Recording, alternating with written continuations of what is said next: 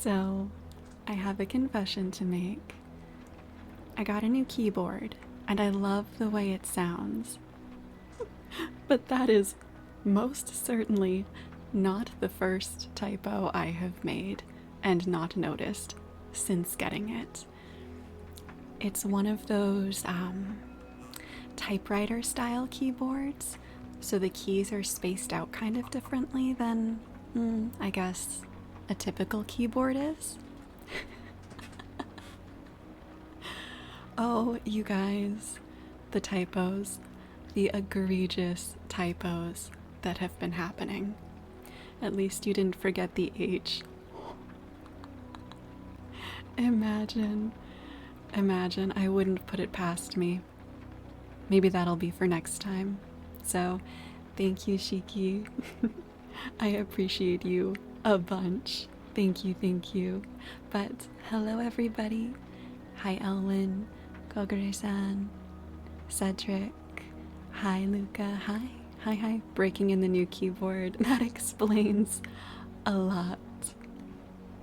I appreciate that you are giving me the benefit of the doubt that it really is just because of the keyboard.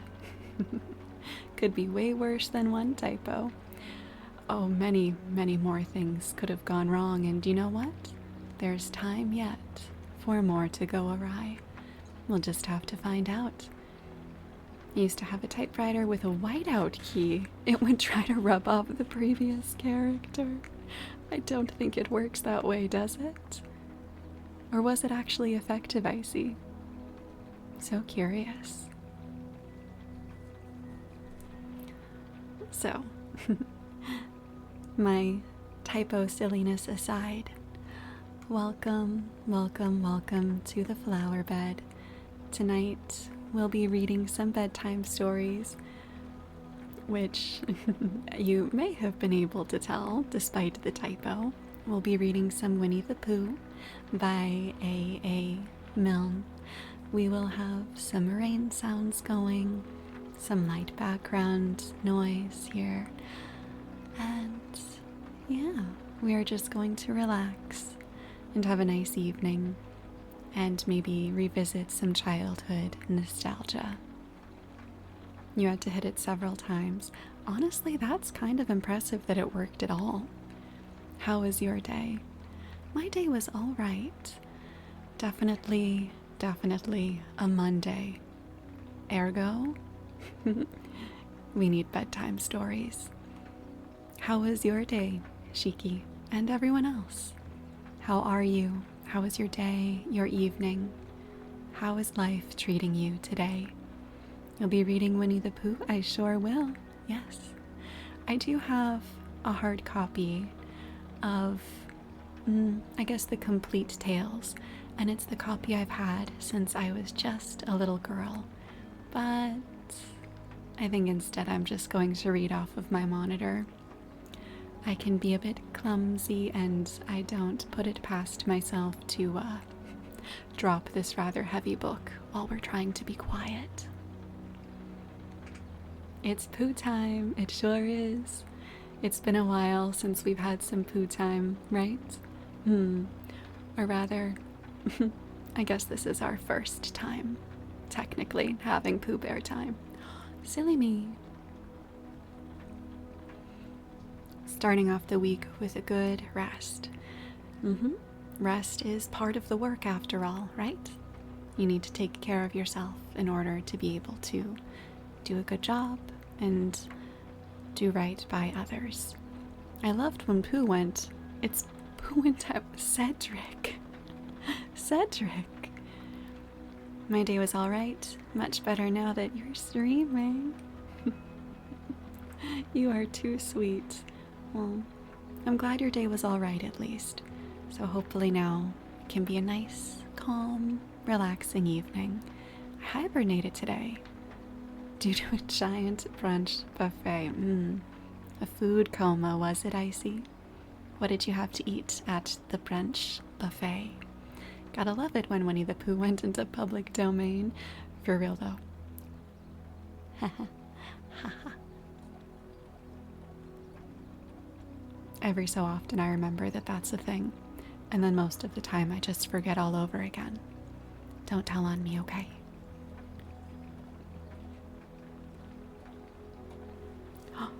Wait, you guys will have to let me know what you think of the keyboard.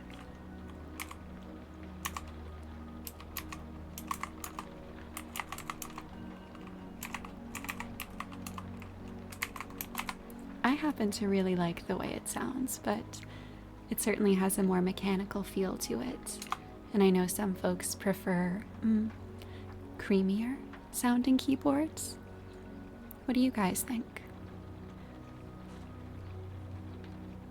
Made to order omelet with beef hash, prime rib steak, lots of desserts. Desserts sound so good right now. Speaking of desserts and food, how are you guys going to be celebrating New Year's Eve? Do you have any fun plans? Love the clacks. I like the clickety clack, yes. It's so fun and it's so satisfying. I got this particular keyboard as a treat for myself when I started writing poetry again. I thought, oh, this will be a nice motivator to write some more. You can enjoy nice sounds while you do it. Signs of aging. Oh, it hurts. It hurts, but it's true.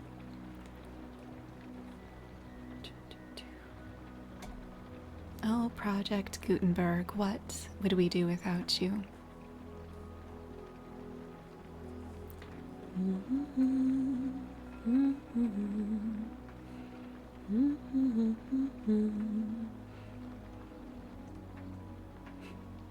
Elwyn supports.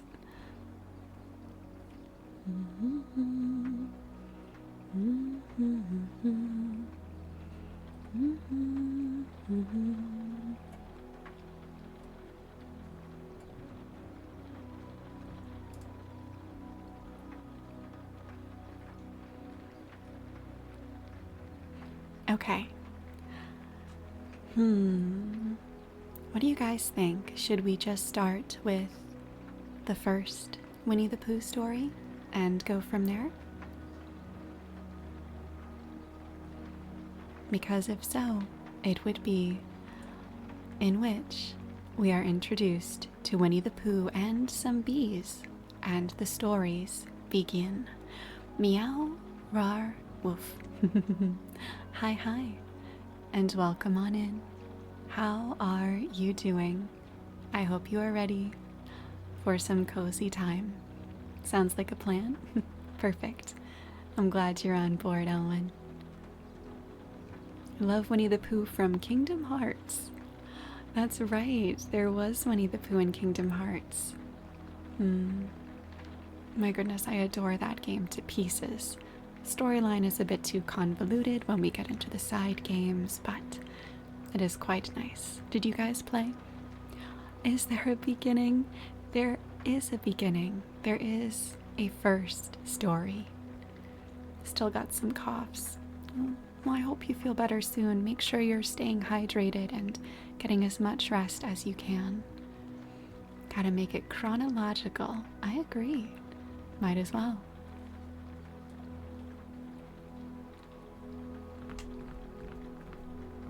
There's a first Pooh. I wonder what that is. I see. Shall we, you guys? Here is Edward Bear. Edward. Coming downstairs now. Bump, bump, bump on the back of his head behind Christopher Robin. It is, as far as he knows, the only way of coming downstairs, but sometimes he feels that there really is another way, if only he could stop bumping for a moment and think of it. And then he feels that perhaps there isn't. Anyhow, here he is at the bottom and ready to be introduced to you, Winnie the Pooh. I watched my brother play Kingdom Hearts 1, and I played the second's intro in Twilight Town. Was it Twilight Town? It might have been. I think that sounds correct in the second one. When I first heard his name, Winnie the Pooh, I said, just as you are going to say, but I thought he was a boy. So did I, said Christopher Robin. Then you can't call him Winnie. I don't? But you said he's Winnie the Pooh. Don't you know what the means? Ah, yes. Now I do, I said quickly, and I hope you do too, because it is all the explanation you are going to get. It is in Twilight Town, confirms Meow Rawrwolf. I forgot how sassy the narrator is in the Winnie the Pooh stories. Sometimes Winnie the Pooh likes a game of some sort when he comes downstairs, and sometimes he likes to sit quietly in front of the fire and listen to a story. This evening, what about a story? Said Christopher Robin. What about a story? I said. Could you very sweetly tell Winnie the Pooh one? I suppose I could, I said. What sort of stories does he like? About himself, because he's that sort of bear. Okay, Winnie the Pooh is full of himself. Noted, noted. We have an egotistical bear. So could you, very sweetly? I'll try, I said. And so I tried. Once upon a time, a very long time ago now, about last Friday, Winnie the Pooh lived in a forest all by himself under the name of Sanders. What does under the name mean? Asked Christopher Robin. It means he had the name over the door in gold letters and lived under it. Winnie the Pooh wasn't quite sure, said Christopher Robin. Now I am, said a growly voice. Then I will go on, said I. Is this the version you're reading? I like the sketches. It is exactly that one, Elwyn. If you guys did want to read along, Elwyn posted a link to the exact version we are reading, and it has sketches from the book as well. Sanders the Pooh isn't quite as catchy. It really doesn't have quite the same ring to it, does it? Colonel Sanders? Colonel Sanders confirmed as Winnie the Pooh. Have some honey with mine extra crispy. Don't click on sus links. I promise that link is legitimate. We can trust Elwyn. This is the original novel, right? You got it. These are the original stories from the... When was this? Was this the 20s? No. Maybe? No, be older than that, right? Original publication, Canada, 1926.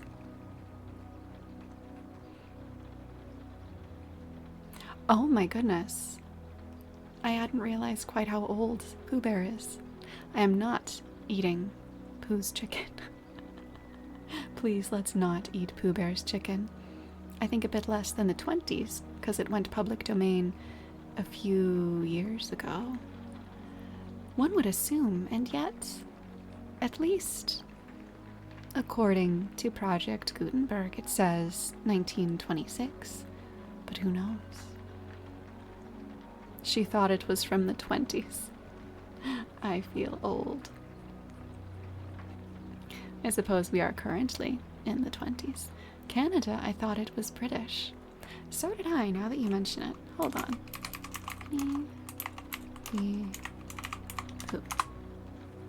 We need to know. We need to know these things. Maybe the publication just first occurred through a Canadian press? Okay. According to the beloved scholarly resource of Wikipedia, Winnie the Pooh, also known as Edward Bear, Pooh Bear, or simply Pooh, is a fictional anthropomorphic teddy bear created by English author A. Milne and English illustrator E.H. Shepard.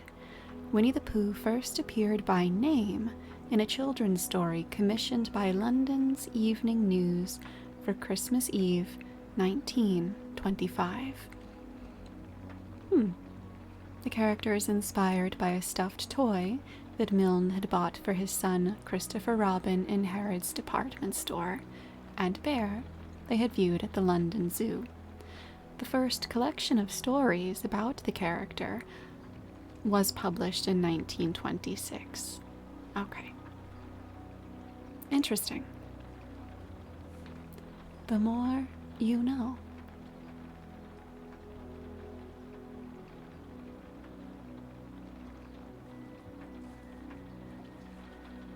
Those keyboard clicks are glorious. I am glad you are enjoying them. I am also partial to them. So that works out quite well. Now, where were we? Right. One day, when he was out walking, he came to an open place in the middle of the forest, and in the middle of this place was a large oak tree, and from the top of the tree there came a loud buzzing noise. Winnie the Pooh sat down at the foot of the tree, put his head between his paws, and began to think. First of all, he said to himself, that buzzing noise means something. You don't get a buzzing noise like that, just buzzing and buzzing, without it meaning something. If there's a buzzing noise, somebody's making a buzzing noise, and the only reason for making a buzzing noise that I know of is because you're a bee. Seems to be a fair assumption. Well, hello. Welcome on in to a cozy night of just Winnie the Pooh. I hope you're ready to settle in and be comfy. Hey, now, could be a wasp, carpenter's rip, or a fly. You know what? Fair enough. Pooh Bear over here stereotyping, making assumptions. Late per usual. Whenever you can arrive, I'm always glad to see you. I got the Black Eyed Peas bee song? Bee song? I didn't know they had a bee song.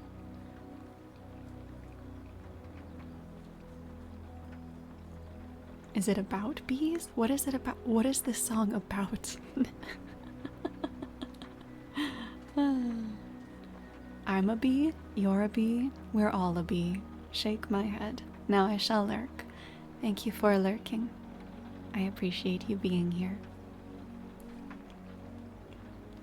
Then he thought another long time and said, and the only reason for being a bee that I know of is making honey.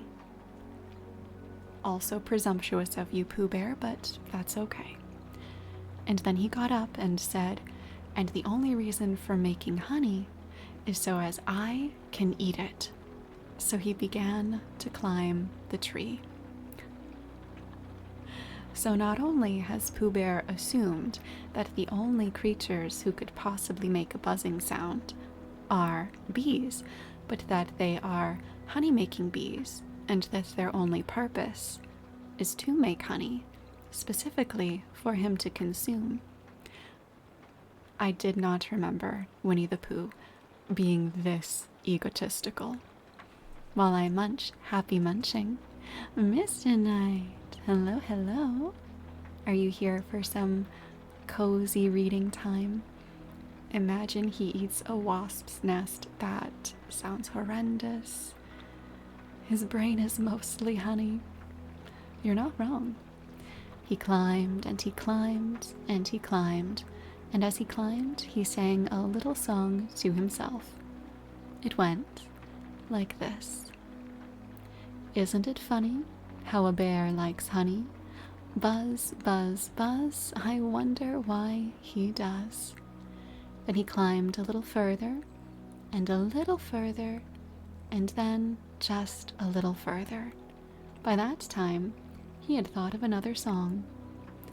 It's a very funny thought that if bears were bees, they'd build their nests at the bottom of trees, and that being so, if the bees were bears, we shouldn't have to climb up all these stairs. If it weren't just after midday, I'd already be tucked in and comfy. Oh, time differences are a fun thing. Well, I hope your day's been going all right so far. Thank you for being here. He was getting rather tired by this time, so that is why he sang a complaining song. He was nearly there now, and if he just stood on that branch... Crack! Oh, help, said Pooh as he dropped 10 feet on the branch below him. Hello, Lexi. Hello, hello. Welcome on into the flower bed.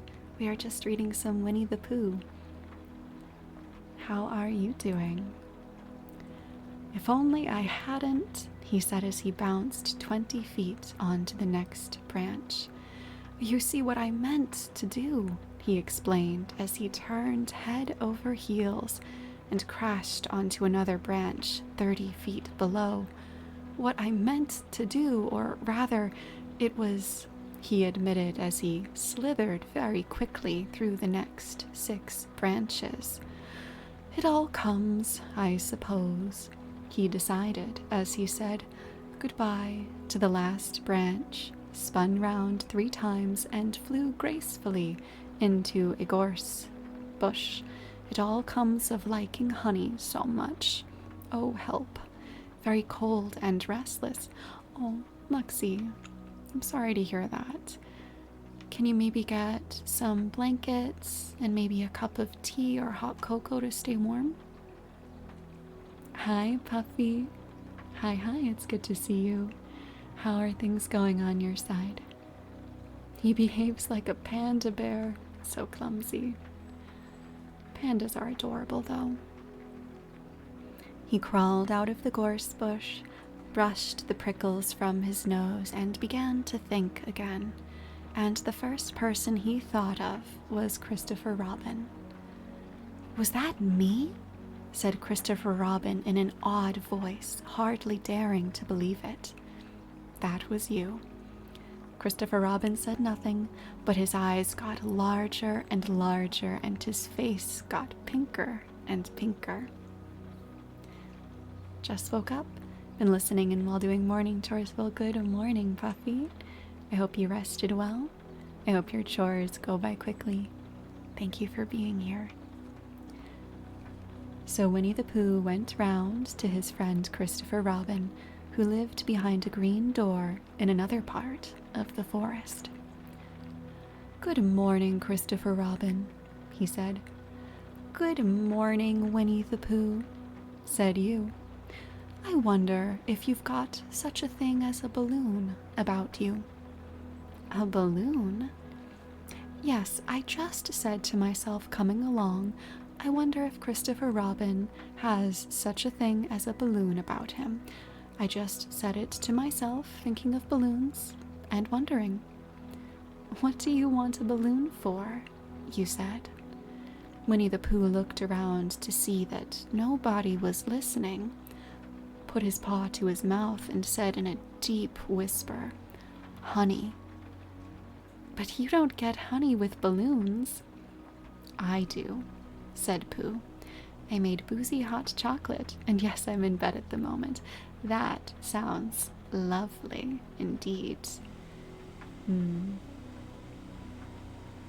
Yep, boozy hot cocoa sounds like the perfect way to go. Heart problems not letting me get some sleep again. Do you mind if I ask, do you mean literal physical heart problems or metaphorical? Either way, I'm sorry that you're having problems with it. Well, it just happened that you had been to a party the day before at the house of your friend Piglet, and you had balloons at the party. You had a big green balloon, and one of Rabbit's relations had had a big blue one and had left it behind, being really too young to go to a party at all. And so you had brought the green one and the blue one home with you. Which one would you like? You asked Pooh. He put his head between his paws and thought very carefully. It's like this, he said. When you go after honey with a balloon, the great thing is not to let the bees know you're coming.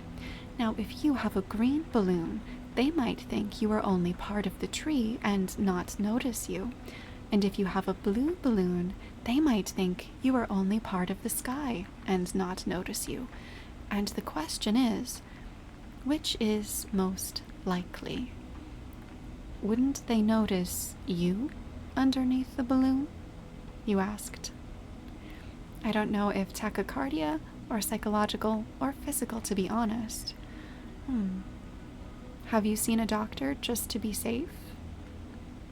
Don't want to mess around with stuff like that just in case, you know? I wonder if bees can see color. Oh, can they? They can in the bee movie.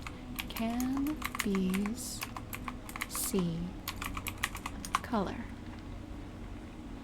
Yes, bees can see color, but they see it differently than humans. Bees can see ultraviolet light, blue light, and green light. Fascinating. Okay. They are more sensitive to the blue end of the light spectrum. I'm glad you've gone to see a doctor at least.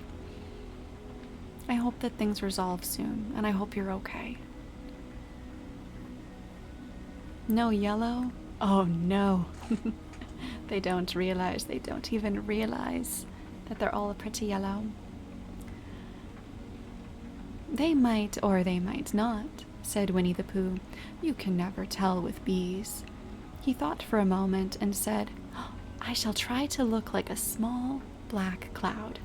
That will deceive them. Cedric and the coffee addiction. Then you had better have the blue balloon, you said. And so it was decided. Well, you both went out with the blue balloon, and you took your gun with you. Hold on. I have definitely read these stories before as an adult, and I do not recall that we just casually carry a gun. Pardon?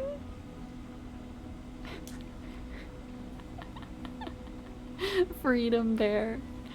Like you do. Oh my gosh. Whew. And you took your gun with you just in case, as you always did. I can't do this with a straight face. And Winnie the Pooh went to a very muddy place that he knew of, and rolled until he was black all over. And then, when the balloon was blown up as big as pig, and you...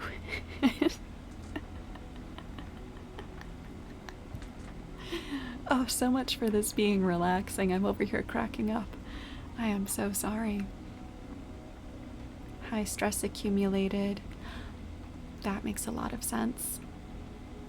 LMAO, what? I remember seeing lots of pictures of Winnie the Pooh with his rifle.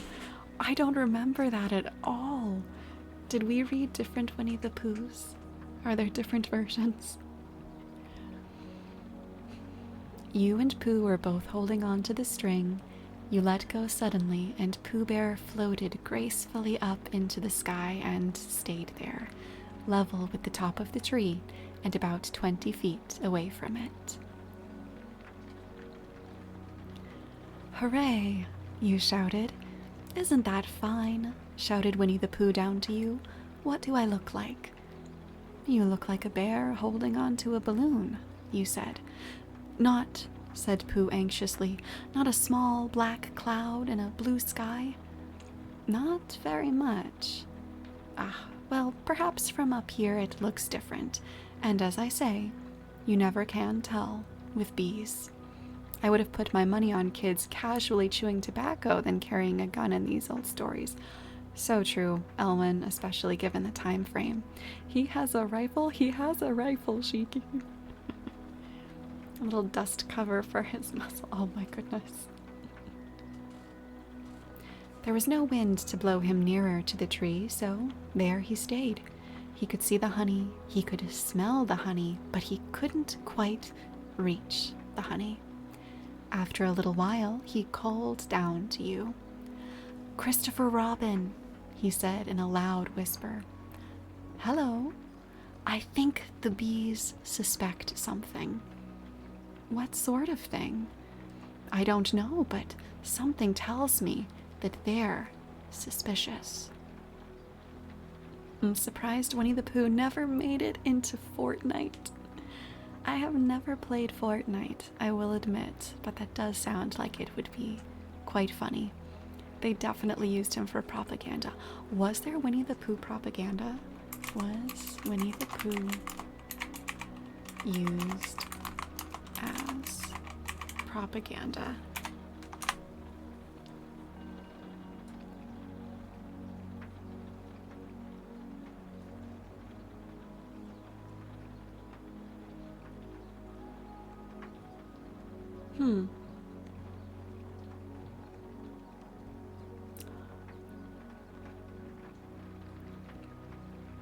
I mean, if nothing else, we definitely have confirmation that the author secretly wrote propaganda during World War I for a now defunct arm of British military intelligence? I beg your pardon?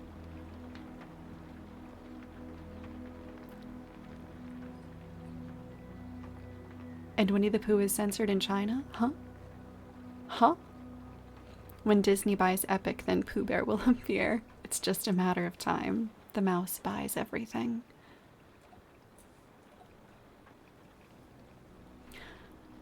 So back to those suspicious bees. Perhaps they think that you're after their honey. Oh, it may be. You never can tell with bees. There was another little silence, and then he called down to you again. "Christopher Robin." "Yes." "Have you an umbrella in your house?" "I think so." "I wish you would bring it out here and walk up and down with it and look up at me every now and then and say, 'Tut tut, it looks like rain.' I think if you did that, it would help the deception which we are practicing on these bees." Oh yeah, Pooh is censored in China because the Chinese citizens memed on the president or something, saying he looked like Winnie the Pooh. I beg your pardon? In Kingdom Hearts 3, Winnie the Pooh only got censored with a bright white light. What fun facts we are learning. Oh no, Opaline is now banned in China due to the Pooh references. However, will I survive? Peppa Pig is banned there as well because it promotes gang activities. I will admit, every year, be it for his birthday or for Christmas, I get my younger brother a Peppa Pig gag gift, whether it's just like Peppa Pig themed cookies or a really cheap Peppa Pig plushie. For reference, he is definitely too old to be watching Peppa Pig, if anyone even should be. So that is the only point of reference I have for Peppa Pig. I've never seen it. All I know is that it horrifies my baby brother. Ergo, he gets gag gifts every year of Peppa Pig.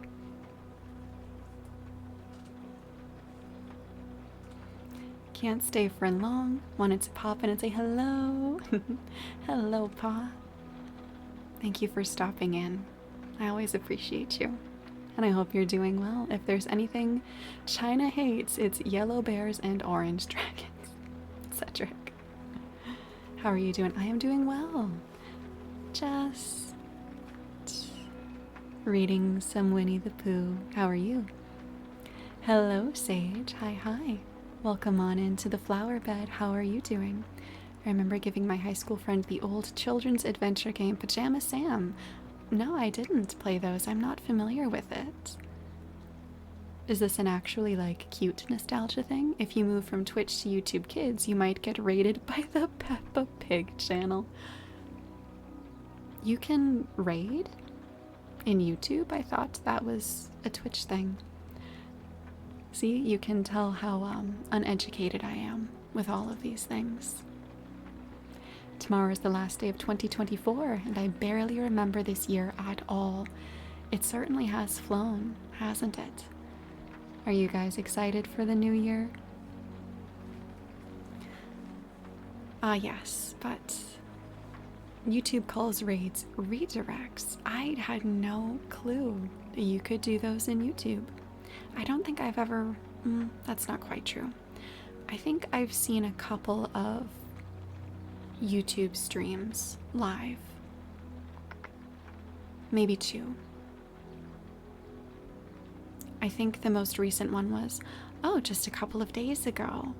There's a very sweet crow who debuted recently on YouTube. Perhaps some of you were there. Today is the last day of 2024. Here, are you ready for 2025, meow? They're more restricted than Twitch, have to have a certain number of subscribers and followers. Interesting. I'm learning things. Redirect sounds very serious and businessy. It does. Very serious indeed. It's tedious to set up. You can set a video or channel it redirects people to. Tedious, huh? I'm barely making it by with understanding Twitch, so I will smile and nod. 2024 went past quickly. It really, really did. Let you know next year if I am or not. I'll be counting on you. Let us know from the future. YouTube is really weird about its rules. The fact you need to meet qualifications to stream on YouTube.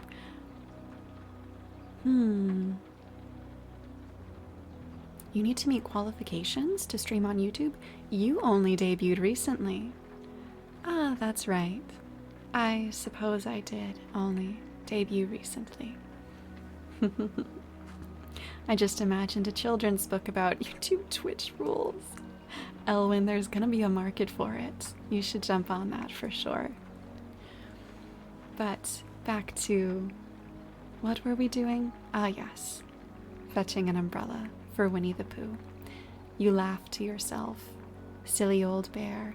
But you didn't say it aloud because you were so fond of him. And you went home for your umbrella. Closing with a golden brute debut. Hi, Tess. How are you? Hi. Imagine if it was in a Dr. Seuss style. I think that would be amazing. Vtuber showing hips.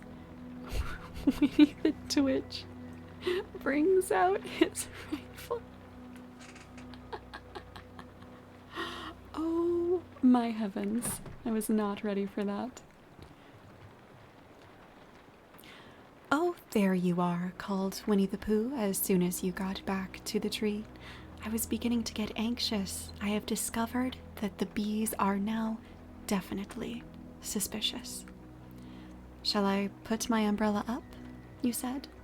Also, I forgot that Winnie the Pooh is written as a your name, essentially, second-person pop story in which you are Christopher Robin. Are all of them like that? I don't recall. I hope you're doing well, Tess. Freedom Bear is not happy with those hips. Winnie the Pooh, Winnie and friends join the Soviet army. What is happening?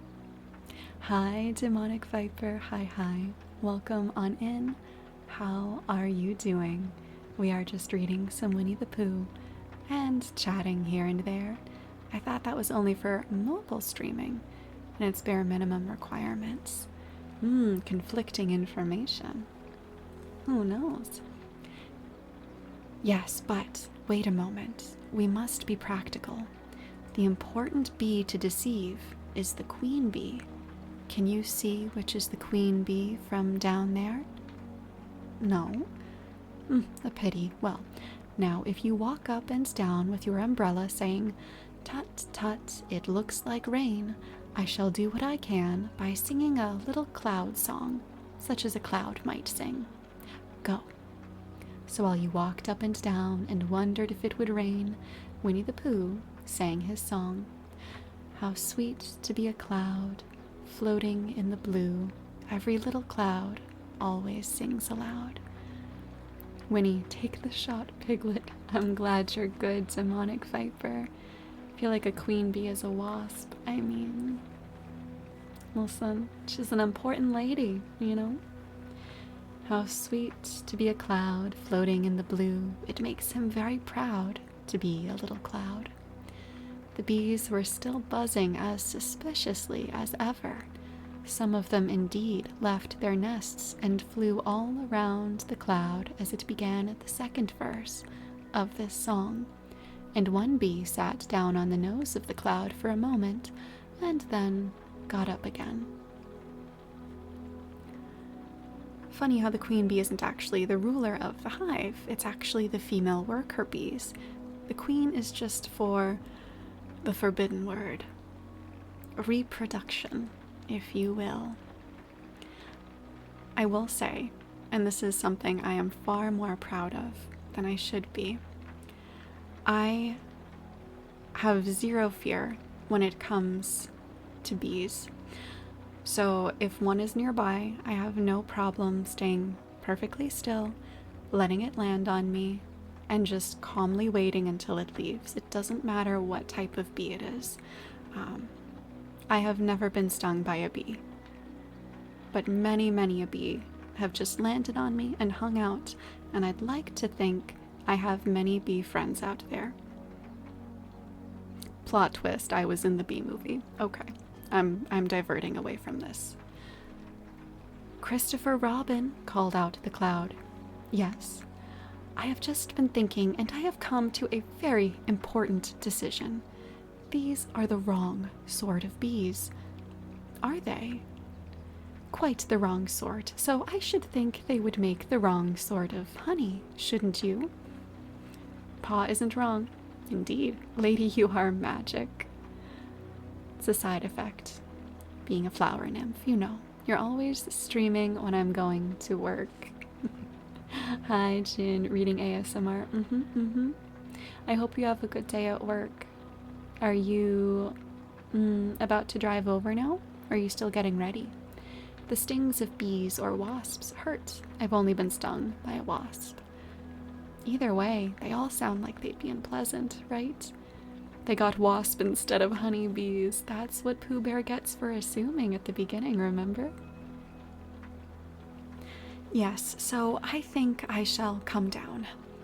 "How?" asked you. Winnie the Pooh hadn't thought about this. If he let go of the string, he would fall. Bump. And he didn't like the idea of that. So he thought for a long time, and then he said, "Christopher Robin, you must shoot the balloon with your gun. Have you got your gun?" This is like Chekhov's gun. Are you guys familiar with the concept of Chekhov's gun? 15 minutes, then I'll head off. Designing some earrings. Ooh, like IRL earrings? Moral of the story, don't assume. Exactly. I am familiar, yes. I knew I could count on you, meow. Let's go. For those of you who are not familiar, hello, hello, hello. It's good to see you in here. Hi. How are you doing? Should I call you backslashed, since that is your name on here? But yes, for those of you who don't know, Chekhov's gun comes from a stage play. And it's the thought that if at any point a gun shows up in a story, it must be fired at some point. And of course, here it is. That'll work, or Zanza. Okay. Either or. But it's good to see you. How are you? Are you all familiar with... Oh no, Pa, why are you asking? So, Christopher Robin, have you got your gun? Of course I have, you said. But if I do that, it will spoil the balloon, you said. But if you don't, said Pooh, I shall have to let go, and that would spoil me. When he put it like this, you saw how it was, and you aimed very carefully at the balloon and fired. Doing well? How are you? I'm glad you're doing well. I am hanging in. A-okay? Just enjoying some time with you guys and some good old Winnie the Pooh.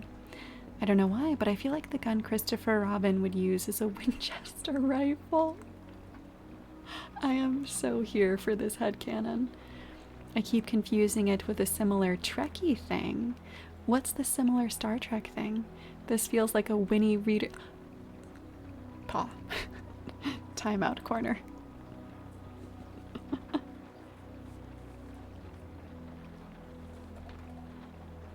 Did I miss? You asked. You didn't exactly miss, said Pooh, but you missed the balloon. I'm so sorry, you said, and you fired again, and this time you hit the balloon, and the air came slowly out, and Winnie the Pooh floated down to the ground. But his arms were so stiff from holding on to the string of the balloon all that time that they stayed up straight in the air for more than a week, and whenever a fly came and settled on his nose, he had to blow it off. And I think, but I am not sure, that is why he was always called Pooh. Are you gonna look at me and tell me that I'm wrong? I refuse to romanticize Pooh Bear. Can't wait for the MacGuffin to show up.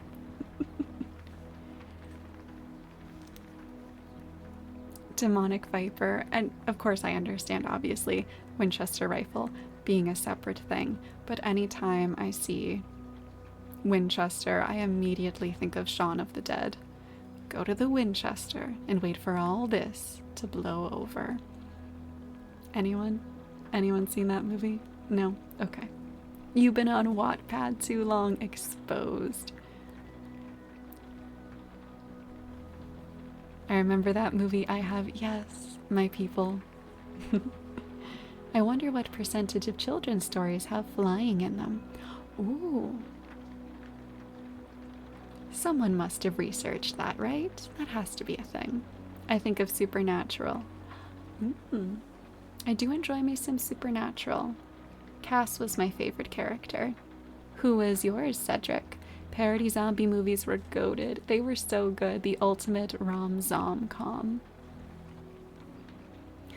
Is that the end of the story? Asked Christopher Robin. That's the end of that one. There are others. About Pooh and me, and Piglet, and Rabbit, and all of you. Don't you remember? I do remember. And then, when I try to remember, I forget. That day when Pooh and Piglet tried to catch the heffalump, they didn't catch it, did they? Carry On My Wayward Son, such a good song and such a choice opening. Pooh couldn't because he hasn't any brain. Did I catch it? Well, that comes into the story. Christopher Robin nodded. I do remember, he said. Only Pooh doesn't very well, so that's why he likes having it told to him again. Because then it's a real story and not just remembering. That's just how I feel, I said. Christopher Robin gave a deep sigh, picked his bear up by the leg, and walked off to the door, trailing Pooh behind him. Oh no! Why was it written that way? Why was it written that way? Please, please tell me you guys also heard what I just heard. Phrasing. Exactly. Can't believe you've done this, A.A. Milne. Pooh Amnesia headcanon. What did it say? Nope, you missed it. You missed it. No, it said as Christopher Robin was walking off, it said, and walked off to the door, trailing Pooh behind him. Oh me, oh my. At the door, he turned and said, oh no, this is getting weird again. Coming to see me have my bath? I might, I said. I didn't hurt him when I shot him, did I? Not a bit. Why is the ending of this so uncomfortable? He nodded and went out, and in a moment I heard Winnie the Pooh bump, bump, bump, going up the stairs behind him. Okay, moving on. We're just gonna pretend that those last few lines did not occur. What in goodness gracious me.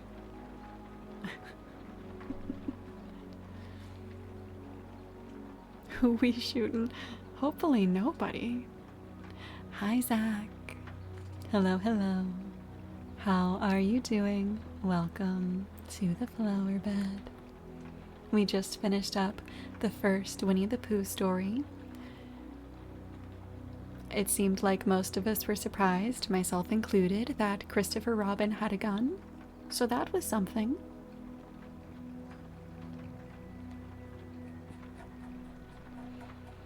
Naturally, Pooh was only invented in the last 50 years, so it made total sense back in the 1920s.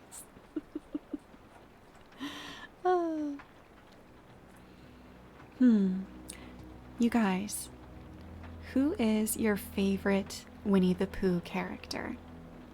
Let me know, and we can pick the next story based on that. I just got back from work. Well, welcome back from work. I hope your day went okay. How was it? Tigger? The one that had the gun paw.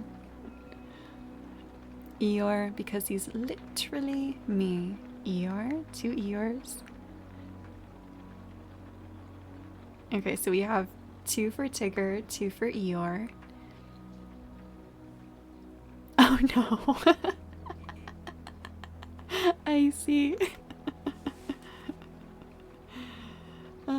I'm glad we'll be immortalizing that moment, I guess. Tiger, is it not Tigger? It is Tigger.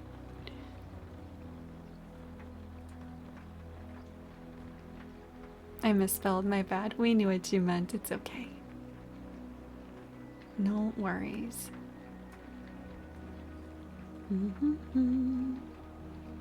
Watch yourself. Me? What did I do? Whatever did I do?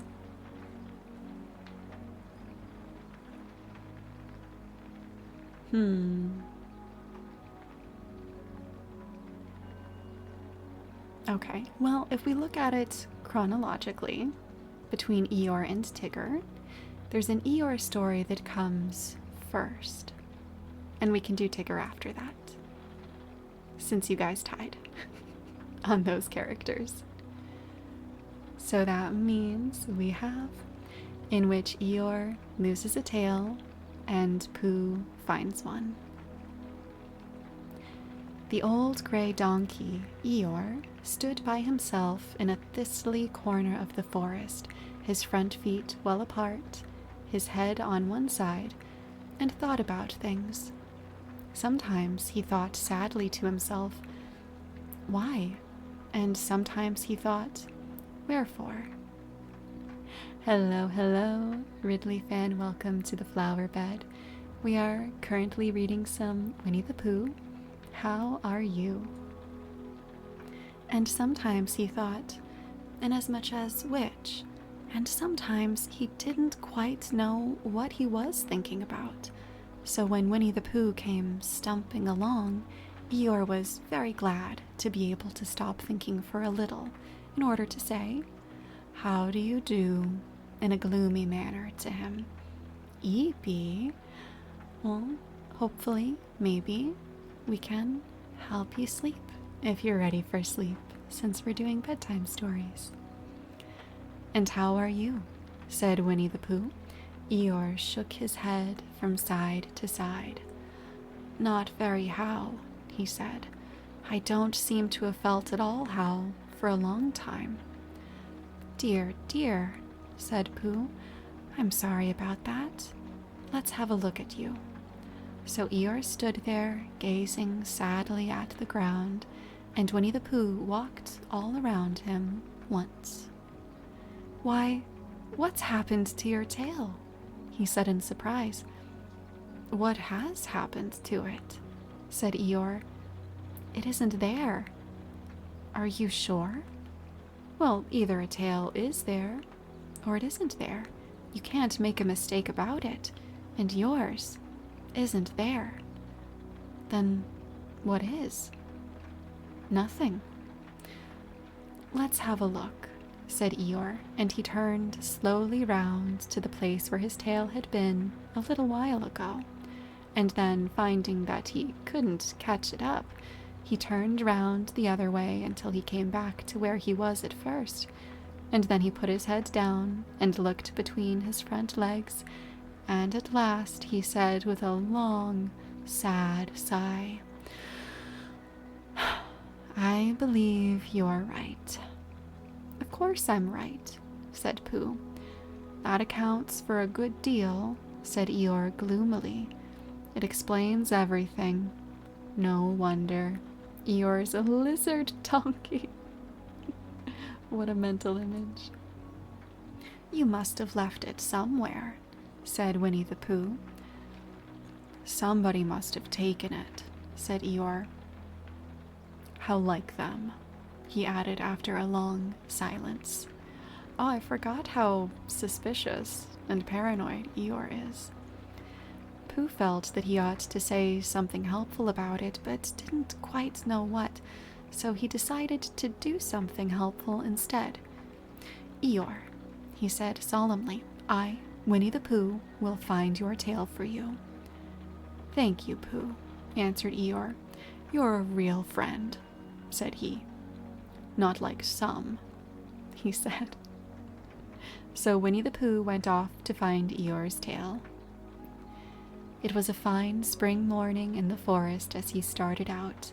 Little soft clouds played happily in a blue sky, skipping from time to time in front of the sun as if they had come to put it out, and then sliding away suddenly, so that the next might have his turn. Through them and between them the sun shone bravely, and a copse which had worn its furs all the year round seemed old and dowdy now beside the new green lace which the beeches had put on so prettily. Imagine a world where donkeys are like, I lost my tail. Lizards' tails grow back, but Eeyore's is reattachable. Eeyore's like that one goth or emo friend. That sounds about right. It does, it does. Through copse and spinney marched Bear, down open slopes of gorse and heather, over rocky beds of streams, up steep banks of sandstone, into the heather again, and so at last, tired and hungry, to the 100-acre wood. For it was in the 100-acre wood that Owl lived. And if anyone knows anything about anything, said Bear to himself, it's Owl, who knows something about something, he said, or my name's not Winnie the Pooh. Which it is. So there you are. What if Eeyore's tail is a vessel of the space-time continuum and losing it could rip a hole in the fabric of reality? Then we would have a lot of issues on our hands from this one story. I have never played Pin the Tail on the Donkey, but I've seen it in dozens of cartoons. I think I perhaps played a version of that when I was very, very young. Maybe. I think. Did you guys ever play it? Owl lived at the Chestnuts, an old world residence of great charm, which was grander than anybody else's, or seemed so to Bear, because it had both a knocker and a bell pull. Underneath the knocker there was a notice which said, "Please ring if an answer is recurred." There are letters missing for context. Underneath the bell pull there was a notice which said, "Please knock if an answer is not required." I have, and it was funny. I played the red nose on the clown. It was Velcro. Same. I vaguely remember playing a version once. Right? It feels like a fever dream type of thing. These notices had been written by Christopher Robin, who was the only one in the forest who could spell. Okay, that's debatable. For Owl, wise though he was in many ways, able to read and write and spell his own name, W-O-L, yet somehow went all to pieces over delicate words like measles and buttered toast. Winnie the Pooh read the two notices very carefully, first from left to right, and afterwards, in case he had missed some of it, from right to left. Then, to make quite sure, he knocked and pulled the knocker, and he pulled and knocked the bell rope, and he called out in a very loud voice, "Owl, I require an answer." It's Bear speaking. And the door opened, and Owl looked out. I didn't go to parties. Shiki. It's okay. That means you didn't have to suffer through these very strange party games. You saying the others can spell? I mean, I'm just saying Christopher Robin can't either. Here, we're gonna... Since you guys can't see what I'm seeing. Demonic Viper, are we really gonna say that Christopher Robin can spell if that's how he spells? Hi Necro, hi Karma, hi you guys, hi. How are you two doing? Hi. We are in the midst of some Winnie the Pooh. So many typos, so many typos. Wait, Shiki, my typo earlier was an alignment, right?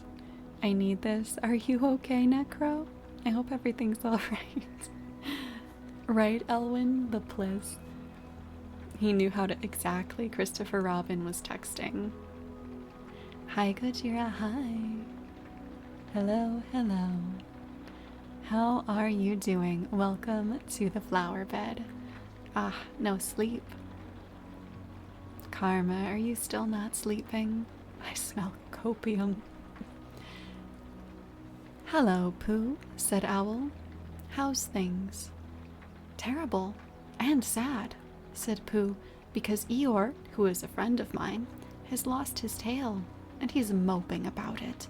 So could you very kindly tell me how to find it for him?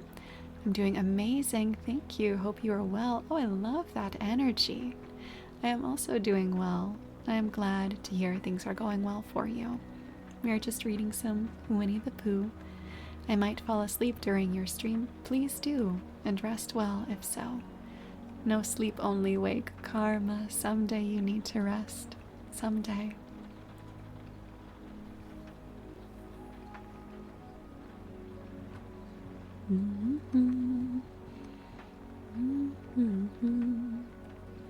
I lost my place in this book.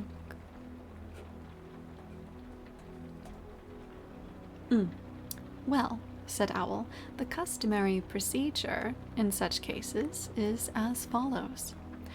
What does crustimony precede cake mean? Said Pooh, for I am a bear of very little brain, and long words bother me. It means the thing to do. Oh, as long as it means that, I don't mind, said Pooh humbly. I'm E.B. It's okay to sleep here. Always okay to sleep. The thing to do is as follows. First, issue a reward. Then, just a moment, said Pooh, holding up his paw. What do we do to this? What you were saying, you sneezed just as you were going to tell me. I didn't sneeze. Yes, you did, Owl.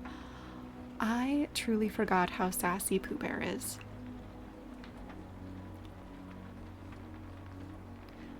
What I said was, first, issue a reward. You're doing it again, said Pooh sadly. I'ma fall asleep and stream. Good night. Good night, Viper. Rest well. Hi, Eepy. I'm Shiki. Shiki rolling in with the dad jokes. The honey fuels the sass. It would track. A reward, said Owl very loudly. We write a notice to say that we will give a large something to anybody who finds Eeyore's tail. I see, said Pooh, nodding his head. Talking about large somethings, he went on dreamily. I generally have a small something about now, about this time in the morning. And he looked wistfully at the cupboard in the corner of Owl's parlor. Just a mouthful of condensed milk or whatnot, with perhaps a lick of honey. Well then, said Owl, we write out this notice, and we put it up all over the forest. A lick of honey, murmured Bear to himself, or not, as the case may be. And he gave a deep sigh and tried very hard to listen to what Owl was saying. But Owl went on and on, using longer and longer words, until at last he came back to where he started, and he explained that the person to write out this notice was Christopher Robin. It was he who wrote the ones on my front door for me. Did you see them, Pooh?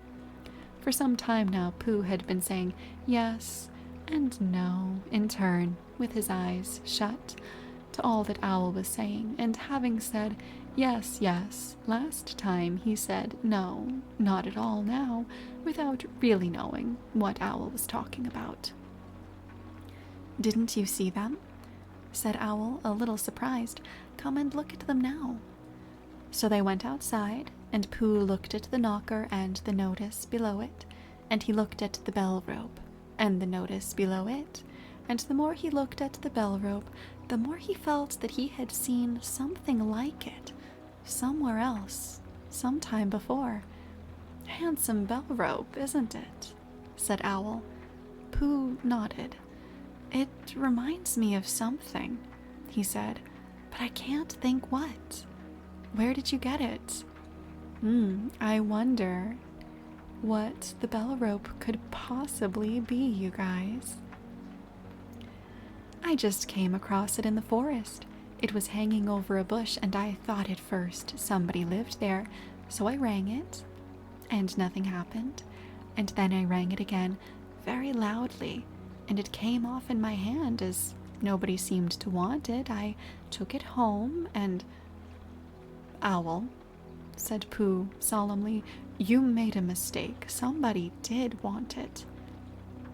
Who? Eeyore, my dear friend Eeyore. He was fond of it. Jump him, jumped the owl. Fond of it. Attached to it, said Winnie the Pooh sadly. So with these words he unhooked it and carried it back to Eeyore, and when Christopher Robin had nailed it on its right place again, Eeyore frisked about the forest, waving his tail so happily that Winnie the Pooh came over all funny and had to hurry home for a little snack of something to sustain him. And wiping his mouth half an hour afterwards, he sang to himself proudly, "Who found the tail? I," said Pooh, "at 1:45, only it was 11:15, really. I found the tail." Darn it, Owl. Can't just go around taking people's tails. Glad it changed to pin the tail rather than nail the tail on the donkey. Was it originally nails? That sounds horrible. That sounds terrible, even.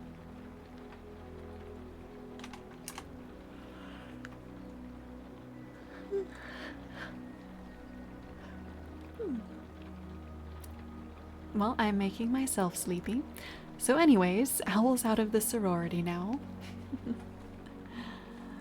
Alrighty, let's see. It's time for a Tigger story, right? At least by this story, that sketch of the kid with a hammer and a nail. Surely nothing could have gone wrong.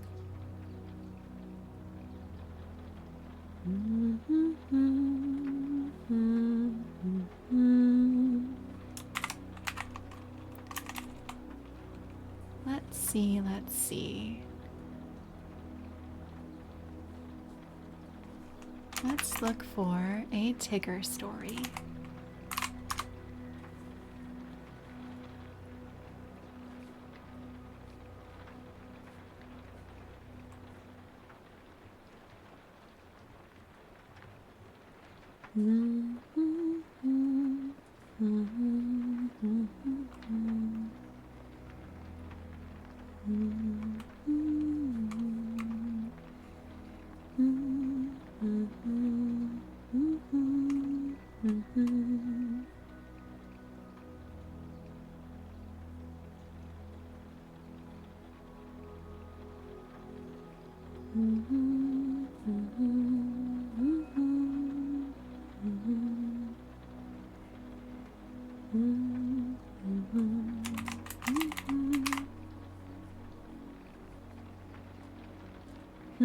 Let's see.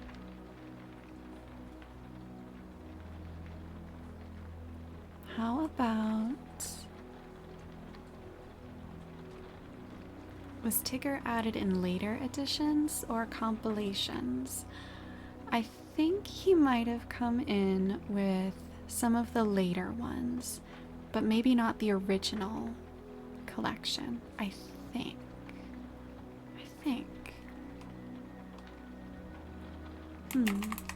When was Tigger added to Winnie the Pooh? Tigger was introduced in 1928 in The House at Pooh Corner, the sequel to Winnie the Pooh. There you have it. That also explains why there were no Tigger stories in that original compilation link.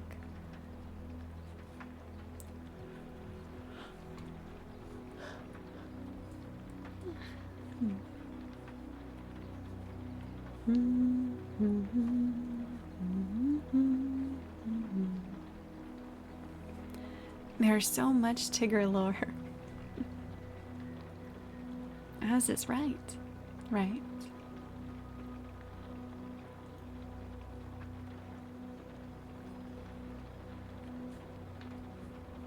How about Tigger is unbounced? Are you ready? Shall we? One day, Rabbit and Piglet were sitting outside Pooh's front door, listening to Rabbit, and Pooh was sitting with them.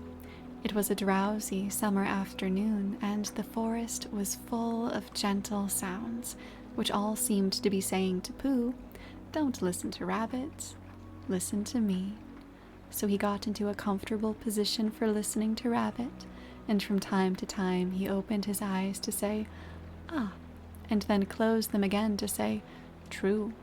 And from time to time Rabbit said, "You see what I mean, Piglet," very earnestly, and Piglet nodded earnestly to show that he did. That is 2 stories in a row in which we have Pooh Bear actively not listening to another character. I want to say he's maybe the 2nd most prevalent in Disney adaptations. That sounds correct. It does. Tigger is definitely a very popular character. I am personally most fond of Piglet, but that's just me.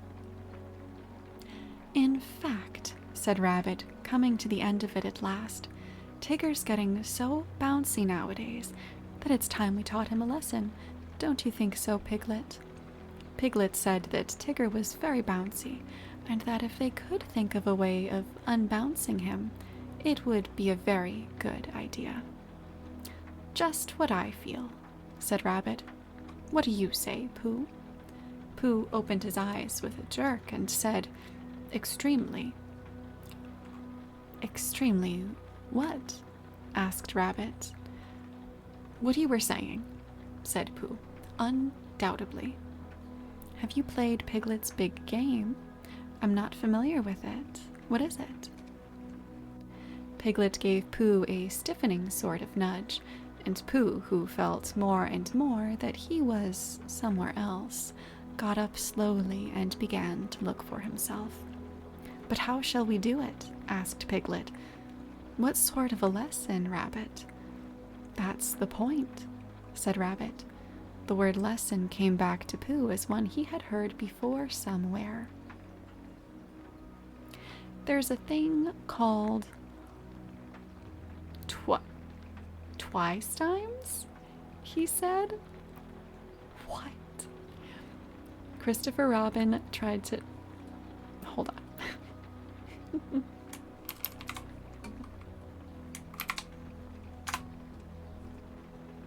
Twistums? Twice times?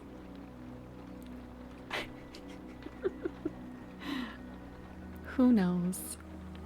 It's like Winnie the Pooh survival horror game starring Piglet. There was a meme about it. Was it a horror game? You know, it's funny you should mention horror because I really want to play a horror game. My goodness. Can you guys imagine if, to end off this Winnie the Pooh bedtime story stream, we just transitioned into a Winnie the Pooh horror game instead? Christopher Robin tried to teach it to me once, but it didn't. Didn't what? Said Piglet. Didn't what? A game about take the shot. The meme came from one of the tracks in Piglet's big game being found in Silent Hill 2 remake. Fascinating. Opening time. Hello, my sibling. Hi. How are you doing? How was your day? I see. Is that a no to horror games? Get you ready for bed, then cap it off with nightmare fuel. Exactly. Elwyn gets it. I feel like I have an intense dichotomy between wanting to do comfort type of content versus, you know, let's all be scared together and play a horror game. Imagine a stream where Opie plays Danganronpa? Is that how you say it? That thing I've heard about over the years but still don't know what it is really. Hi. How are you? How is everything? We're reading some Winnie the Pooh right now. Just find a middle ground and play horror JRPGs. I'm down for that. I do like JRPGs in general anyway. Or we can just do something entirely different and just start playing Persona 5. Who said that? Hatoful boy. Hatoful bird friend can be a horror game with the right route. Spoilers. Maybe that's the route we should choose. Pooh Bear shook his head. I don't know, he said. It just didn't. What are we talking about? Pooh, said Piglet reproachfully. Haven't you been listening to what Rabbit was saying? I listened, but I had a small piece of fluff in my ear. Could you say it again, please, Rabbit? Rabbit never minded saying things again, so he asked where he should begin from. And when Pooh had said from the moment when the fluff got in his ears, and Rabbit had asked when that was, and Pooh said he didn't know because he hadn't heard properly, Piglet settled it all by saying that what they were trying to do was just think of a way to get the bounces out of Tigger, because however much you liked him, you couldn't deny it. He did bounce. Actually, there's this short 2 to 3 hour visual novel that I would love to hear you read called what now? Hakna? Just gonna copy that and paste it into my browser. Oop. Oh, it looks so cute. It looks adorable. That was the spin-off for Fault Milestone, right? The first was so good, but they stalled on development for the third. Styled as a children's book with over 150 unique pages of art. Ooh. A bittersweet children's story about happiness and what it really means to grow up. Interesting. Interesting, interesting, interesting indeed. Oh yeah, it's very, very cheap. It's $2.49. I want you to play the Pokemon. There's a Pokemon dating sim? Oh goodness. That is so concerning. Do you date Pokemon or the human characters? Chat sounds like a Reddit thread. Oh heavens no. It's one of my favorite visual novels, and I take my chance to shill it anytime I can. I mean, we can definitely add that to the list of some things we can check out together. I am certainly down. Yo, you got a beautiful model. I absolutely read that in an angry New Yorker's voice. But hello, hi. Thank you so much. You're so sweet. How are you doing? Hello, hello.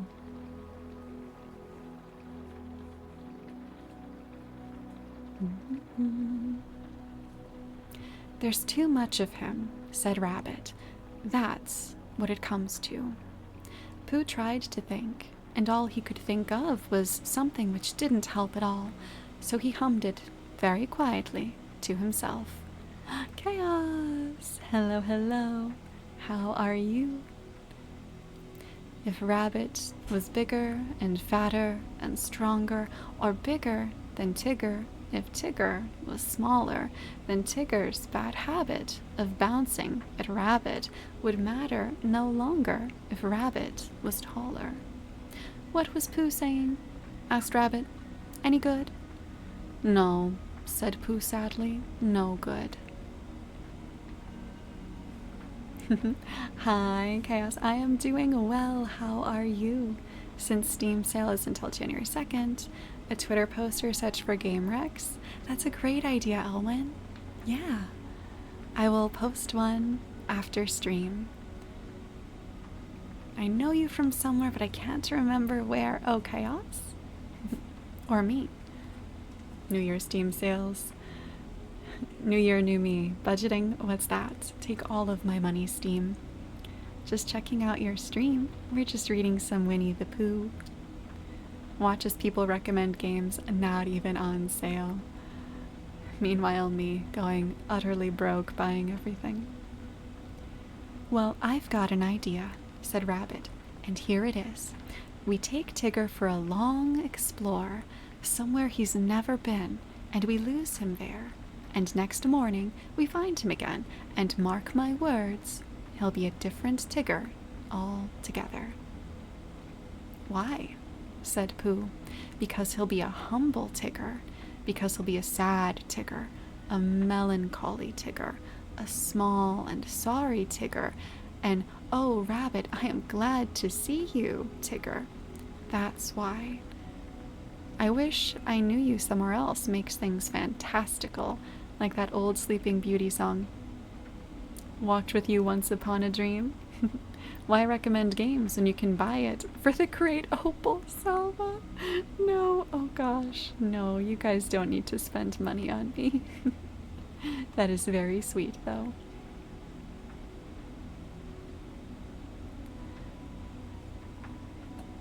Will he be glad to see me and Piglet too? Asked Pooh. Of course. That's good, said Pooh. I should hate him to go on being sad, said Piglet doubtfully. Tiggers never go on being sad, explained Rabbit. They get over it with astonishing rapidity. I asked Owl just to make sure, and he said that that's what they always get over it with. But if we can make Tigger feel small and sad for just 5 minutes, we shall have done a good deed. Rabbit, you're a terrible friend. We're abandoning for our personal gain. Wait, what, Paw? Great song. Love the Lana Del Rey rendition. Lana Del Rey is fantastic. I adore her voice. You don't need to spend money on me. What is this? That's not VTubing. You know me. You know how this works. You don't need to spend money on me. You guys being here is more than enough. What is this plot to depress Tigger? We're exposing Rabbit as being a genuinely horrible person. It's modesty. Oh gosh. No, just genuinely don't need to spend money on me. My grammar's Paw. Oops, sent money. No, there shouldn't be a way for you to, right? I do know you. It's just funny to see your reaction when things get bought for you. Oh dear. You guys are too sweet. Would Christopher Robin think so? Asked Piglet. Yes, said Rabbit. He'd say, "You've done a good deed, Piglet. I would have done it myself, only I happened to be doing something else. Thank you, Piglet." And Pooh, of course. We're abandoning our friend for our own personal gain, Rabbit core. Nah, there isn't, don't worry. Oh, thank goodness. I was about to say, like, no, that's so sweet, but please, no, take it back. Piglet felt very glad about this, and he saw at once that what they were going to do to Tigger was a good thing to do, and as Pooh and Rabbit were doing it with him, it was a thing which even a very small animal could wake up in the morning and be comfortable about doing. Rabbit utilized the power of groupthink, so the only question was, where should they lose Tigger? We'll take him to the North Pole, said Rabbit, because it's a very long explore finding it, so it will be a very long explore for Tigger unfinding it again. It was now Pooh's turn to feel very glad, because it was he who had first found the North Pole, and when they got there, Tigger would see a notice which said, "Discovered by Pooh. Pooh found it." And then Tigger would know, which perhaps he didn't know, the sort of bear Pooh was. That sort of bear. Just buy game keys that you can't redeem, so Opal has to take it. No. She can choose not to take it. I actually encountered this the other night. If someone does that, if they buy you game keys or gift you things like that, if you decline it, does it get refunded to them? Or does it just sit there in the ether? What is going on? Why are we killing Tigger? So they don't want to kill Tigger per se, but they find his bouncing to be annoying. And so they want him to get lost, so that way he'll feel sad and despondent and hopefully mean he won't be as energetic. They're being horrendous friends. It just sits there. Game keys don't get refunded. It does get refunded. Oh, what is the truth? It gets refunded if you gift the game, but if you buy a key, the key sits there. Oh, okay. That makes sense. I follow. If it's a code, it'll sit there, but direct gifts will get refunded. Good to know. Noted. So this is the start of the horror game, basically, right? This is genuinely horrible. Oh my goodness. So it was arranged that they should start next morning, and that Rabbit, who lived near Kanga and Roo and Tigger, should now go home and ask Tigger what he was doing tomorrow, because if he wasn't doing anything, what about coming for an explore and getting Pooh and Piglet to come too? And if Tigger said yes, that would be all right, and if he said no, oh, he won't say no, said Rabbit. Leave it to me. Rabbit, oh my gosh. This is the story as the prequel to the horror movie Winnie the Pooh, Blood and Honey. I'm not even Christian, there's just so much going on. I need interreligious support. The next day was quite a different day. Instead of being hot and sunny, it was cold and misty. Pooh didn't mind for himself, but when he thought of all the honey the bees wouldn't be making, a cold and misty day always made him feel sorry for them. He said so to Piglet when Piglet came to fetch him, and Piglet said that he wasn't thinking of that so much, but of how cold and miserable it would be being lost all day and night on top of the forest. Are we not going to acknowledge that it's cold and frigid and they're going to leave Tigger out in that? The brave explorers to the North Pole. Meanwhile, Pooh and his friends just want to gaslight Tigger. Rabbit needs to learn to respect consent. Rabbit needs to learn a lot of lessons. But when he and Pooh got to Rabbit's house, Rabbit said it was just the day for them because Tigger always bounced on ahead of everybody. As he got out of sight, they would hurry the other direction and he would never see them again. Not ever? Said Piglet. Well, not until we find him again, Piglet. Tomorrow or whenever it is. Come on, he's waiting for us. When they got to Kanga's house, they found that Roo was waiting too, being a great friend of Tigger's, which made it awkward. But Rabbit whispered, "Leave this to me," behind his paw to Pooh, and went up to Kanga. "I don't think Roo had better come," he said. "Not today." "Why not?" said Roo, who wasn't supposed to be listening. "Nasty cold day," said Rabbit, shaking his head. "And you were coughing this morning." "How do you know?" asked Roo indignantly. "Oh, Roo, you never told me," said Kanga reproachfully. "It was a biscuit cough," said Roo, "not one you tell about."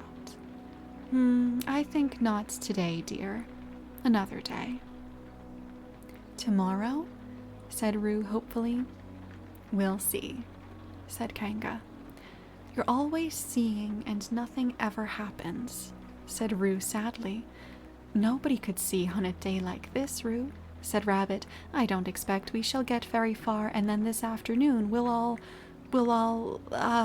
Tigger, there you are. Come on, goodbye, Roo, this afternoon come on, Pooh, already? All right, come on." Rabbit is horrible. So they went. At first, Pooh and Rabbit and Piglet walked together, and Tigger ran round them in circles. And then when the path got narrower, Rabbit, Piglet, and Pooh walked one after another, and Tigger ran around them in oblongs. And by, when the gorse got very prickly on each side of the path, Tigger ran up and down in front of them, and sometimes he bounced into Rabbit, and sometimes he didn't.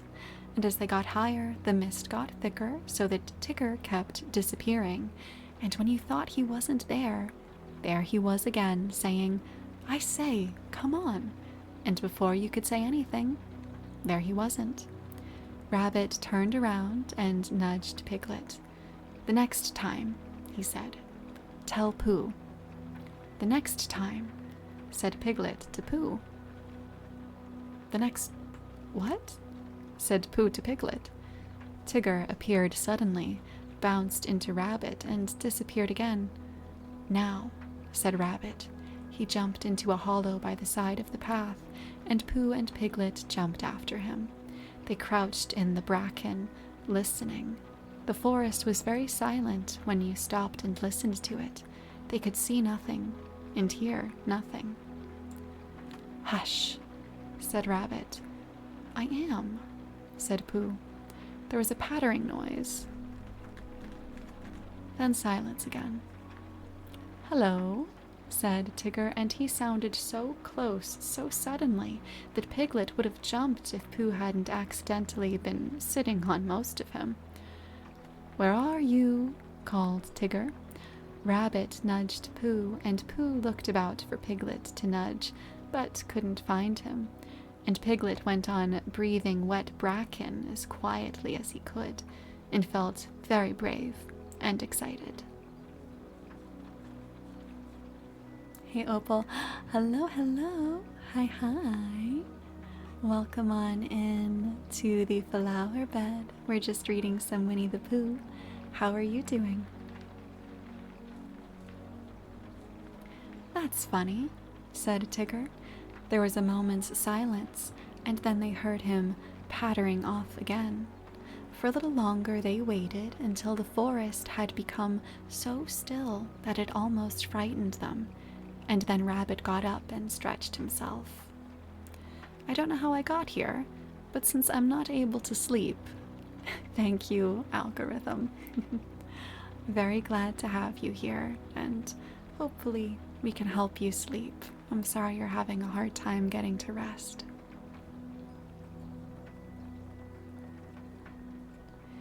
Well, he whispered proudly, there we are, just as I said. I've been thinking, said Pooh, and I think...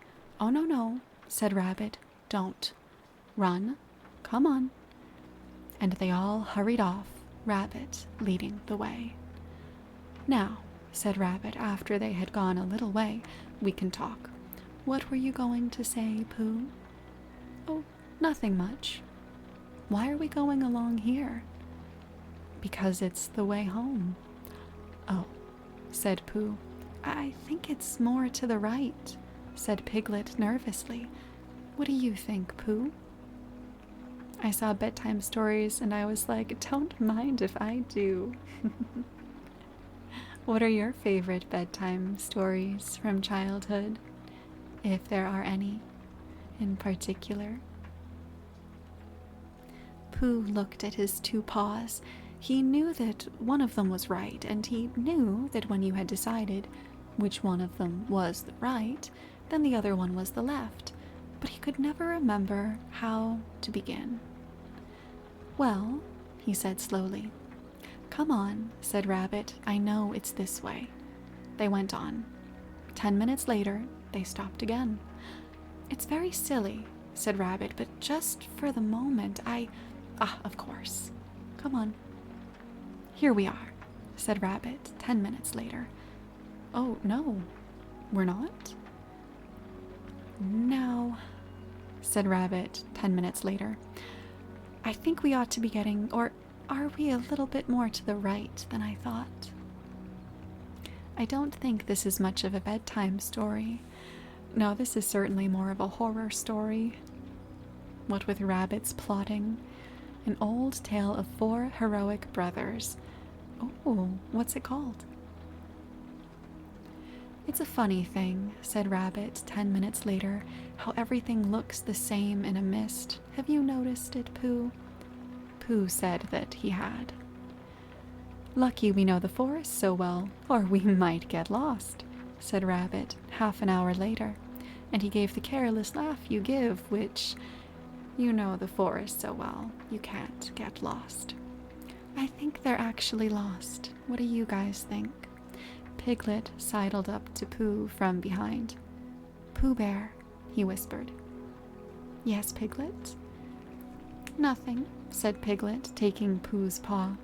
I just wanted to be sure of you. Why is that so cute?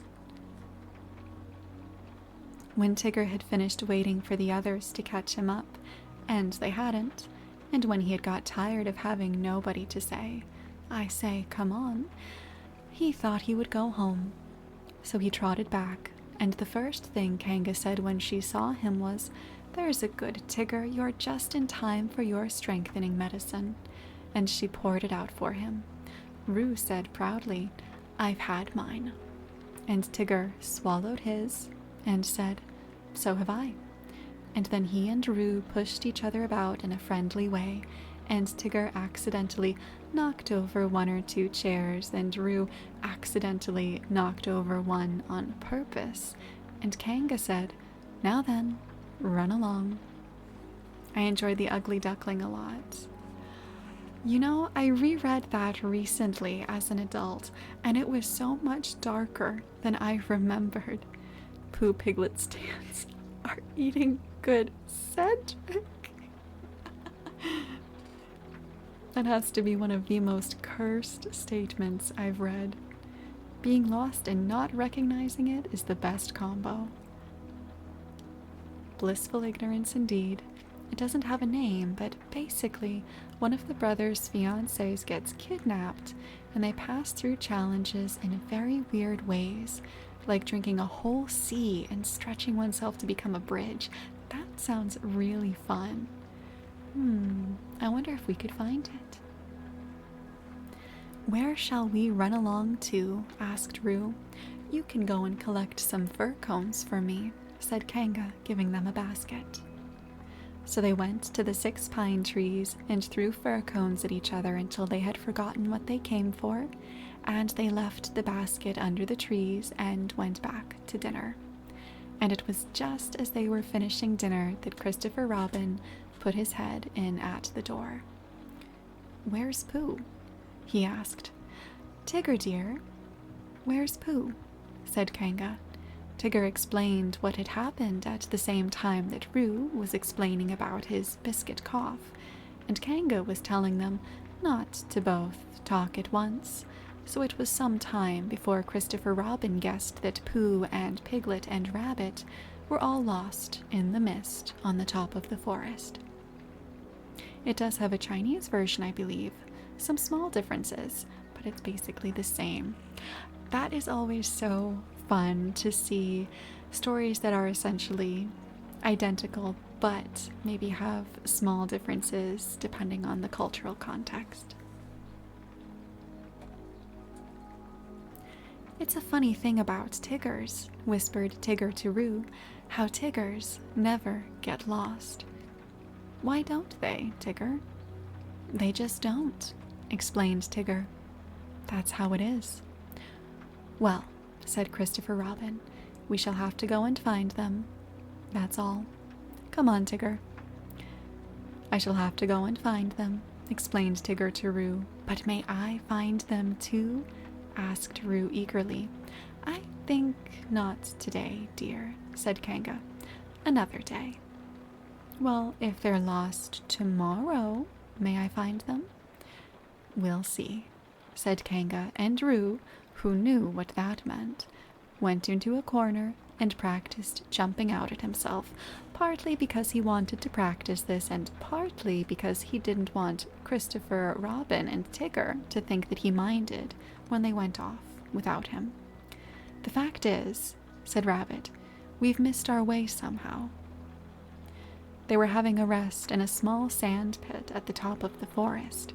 Pooh was getting rather tired of the sand pit and suspected it of following them about, because whichever direction they started in, they always ended up at it, and each time, as it came through the mist at them, Rabbit said triumphantly, "Now I know where we are," and Pooh said sadly, "So do I," and Piglet said nothing. He had tried to think of something to say, but the only thing he could think of was help, and it seemed silly to say that when he had Pooh and Rabbit with him. "Well," said Rabbit, after a long silence in which nobody thanked him for the nice walk they were having, "we'd better get on, I suppose. Which way shall we try?" "How would it be," said Pooh slowly, "if as soon as we're out of sight of this pit we try to find it again?" "What's the good of that?" said Rabbit. "Well," said Pooh, "we keep looking for home and not finding it, so I thought that if we looked for this pit, we'd be sure not to find it, which would be a good thing, because then we might find something that we weren't looking for, which might be just what we were looking for, really." It comes from the same source, no doubt. No idea where, though. I wonder. Hoi hoi. Hi. Welcome on in. We're just reading some Winnie the Pooh. How are you? I don't see much sense in that, said Rabbit. No, said Pooh humbly. There isn't, but there was going to be when I began it. It's just that something happened to it on the way. If I walked away from this pit and then walked back to it, of course I should find it. Well, I thought perhaps you wouldn't. Just a thought. Try it, said Piglet suddenly. We'll wait here for you. Rabbit gave a laugh to show how silly Piglet was, and walked into the mist. After he had gone 100 yards, he turned and walked back again, and after Pooh and Piglet had waited 20 minutes for him, Pooh got up. I just thought, said Pooh, now then, Piglet, let's go home. But Pooh, cried Piglet all excited, do you know the way? No, said Pooh, but there are 12 pots of honey in my cupboard, and they've been calling to me for hours. I couldn't hear them properly before because Rabbit would talk, but if nobody says anything except those 12 pots, I think, Piglet, I shall know where they're calling from. Come on. Seems perfectly sensible. They walked off together, and for a long time Piglet said nothing, so as to not interrupt the pots. And then suddenly he made a squeaky noise, and an ooh noise, because now he began to know where he was. But he still didn't dare say so out loud, in case he wasn't. And just when he was getting so sure of himself that it didn't matter whether the pots went on calling or not, there was a shout from in front of them, and out of the mist came Christopher Robin. Oh, there you are, said Christopher Robin carelessly, trying to pretend he hadn't been anxious. Here we are, said Pooh. Where's Rabbit? I don't know, said Pooh. Oh, well, I expect Tigger will find him. He's sort of looking for you all. Well, said Pooh, I've got to go home for something, and so has Piglet, because we haven't had it yet, and I'll come and watch you, said Christopher Robin. Did Christopher Robin just say he's going to go watch Pooh Bear eat? Not going to read into that. So he went home with Pooh and watched him for quite a long time. And all the time he was watching, Tigger was tearing round the forest, making loud yapping noises for Rabbit. And at last, the very small and sorry Rabbit heard him. And the small and sorry Rabbit rushed through the mist at the noise, and it suddenly turned into Tigger, a friendly Tigger, a grand Tigger, a large and helpful Tigger, a Tigger who bounced if he bounced at all, in just the beautiful way a Tigger ought to bounce. Oh, Tigger, I am glad to see you, cried Rabbit. And there you have it. It is the favorite pastime around these parts, apparently. Strange, strange interests, indeed.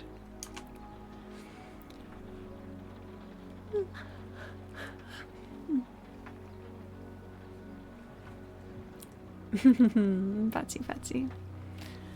How are you guys all holding up? I don't know about you, but I have made myself sleepy.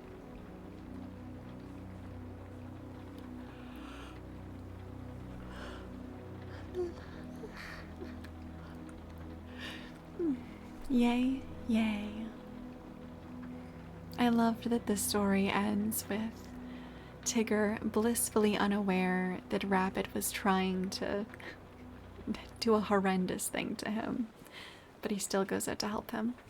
All cozy, Mr. Knight, I'm ready to hit the hay. That sounds like a good plan to me, Cedric. For you, I can be here all day and night. You're gonna make me blush. Oh my goodness. It's 2 p.m. for me, so it's like not eepy. It could be midday nap time though. Oh, I love a good nap personally. I can sleep just about anywhere. Honestly, considering that they have a hamlet with barely no outside contact, I guess them hating each other to such a point is logical. Fair enough, honestly, yeah. If they only see each other They all live in relatively close quarters and have to deal with one another often. Still, though, I don't think we ever see Tigger hating anyone. We certainly see Owl get annoyed. We see Rabbit get annoyed. Pooh Bear is far more judgmental than one would anticipate. Eeyore is, well, Eeyore, so we know about that. I don't think Roo ever really hates anyone. I don't think we see Kanga hating anyone. Alright, team. We're going to have to just read all of the Winnie the Pooh stories and do an in-depth character analysis for all of them. Oh my goodness. Hello, Raiders. Hi. Welcome on in. Thank you so much for the raid. How was your stream? Hi. It's 8 p.m. for your boy. I actually had a nap before coming here. 8 p.m., huh? Hello from probably the other coast, more or less, it sounds like. Winnie the Pooh endurance analysis, exactly, yes. Oh, hello everyone. I hope you are doing well. Thank you for joining us. We actually just wrapped up another Winnie the Pooh story. Did you know, or did you remember that Winnie the Pooh is much darker than we may recall? Finally, a real stream. What do you mean? Because we're gonna do an endurance analysis. Hope you all are having a wonderful time zone. I absolutely love that so much. That is a beautiful way to say it. Starlight, how was your stream? Currently on the Vegas Strip, vacay for New Year's Eve. Very nice. I've never been out that way. Are you enjoying it? OMG, you're gorgeous. You are too sweet. Oh my goodness gracious me. You are too kind. Hi, Gary. Hi. How are you? Go for cover. The bear has a gun. Yeah, did you guys know that Christopher Robin casually carries around a gun in these stories? True story, indeed. I've been hating the whole week. Oh no. When do you get to go home? Hi, Marfa Puppet. I'm okay. You? Just okay? I'm doing all right here. Just enjoying some time with everyone. Having some bedtime stories. What do you guys think? Do we want to continue with Winnie the Pooh or do something different? We were reading horror and comfort stories. Starlight, you are talking my language. I love horror and I love comfort. I will need to come visit you at some point in one of your streams. The rainbow fish is darker than I remember as well. It really is. All these childhood stories are so dark. The rainbow fish that gives rainbow scales to every fish, that's the one. The Gruffalo. I'm fine with any, to be honest. I go back to San Fran in 3 days, then elsewhere to begin my studies. What kind of studies? Pray tell. Am I allowed to ask? Let's see.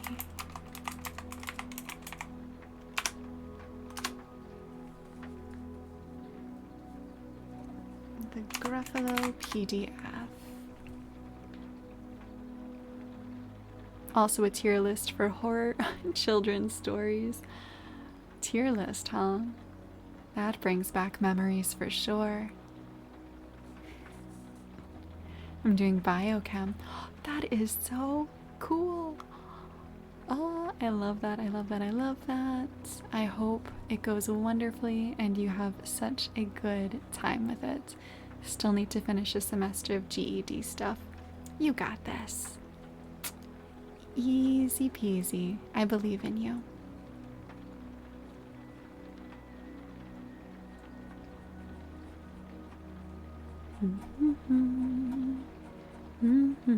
You will enjoy Gruffalo.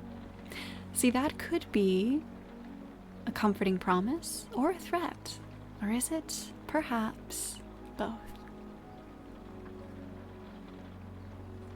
Okay, I think I found it. I think I did. Perhaps I did. Maybe. We're going to find out. Favorite book from childhood.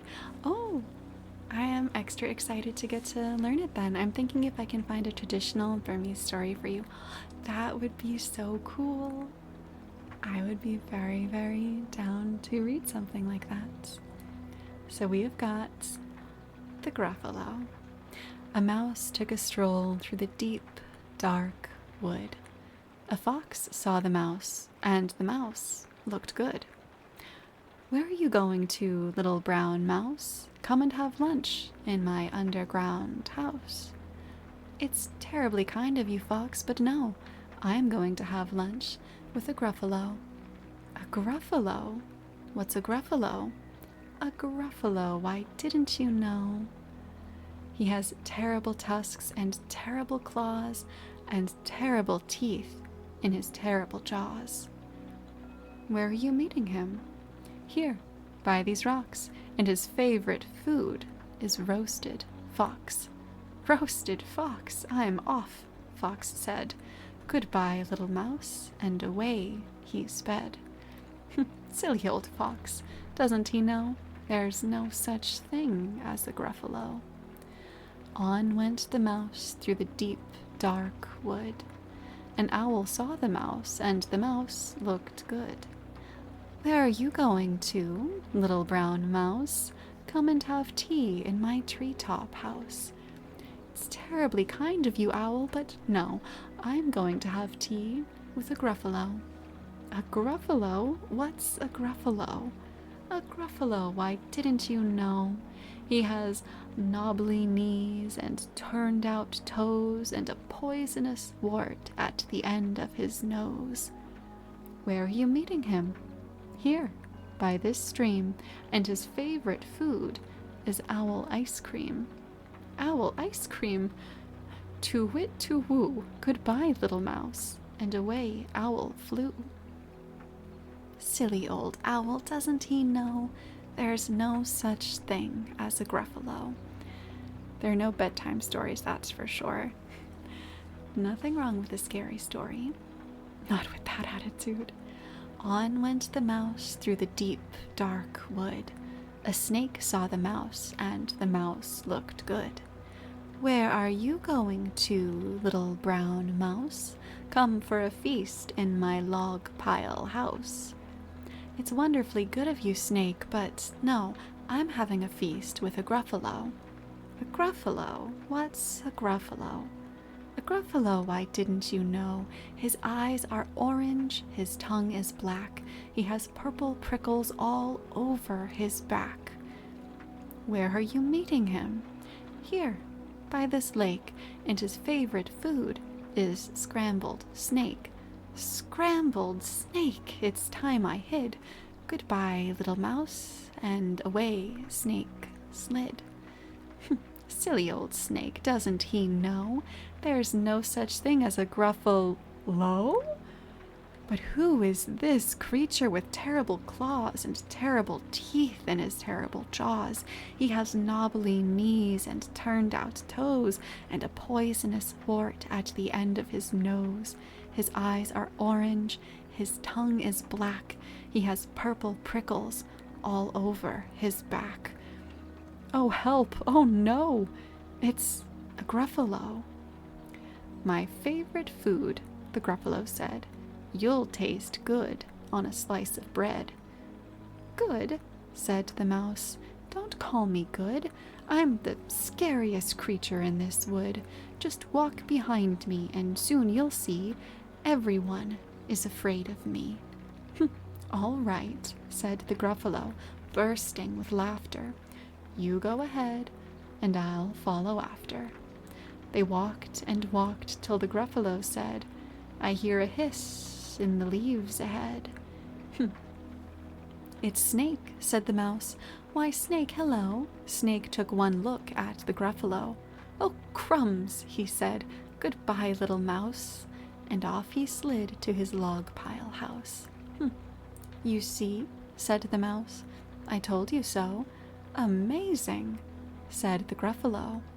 They walked some more till the Gruffalo said, I hear a hoot in the trees ahead. It's Owl, said the Mouse. Why, Owl, hello. Owl took one look at the Gruffalo. Oh dear, he said, goodbye, little mouse, and off he flew to his treetop house. You see, said the Mouse. I told you so. Astounding, said the Gruffalo.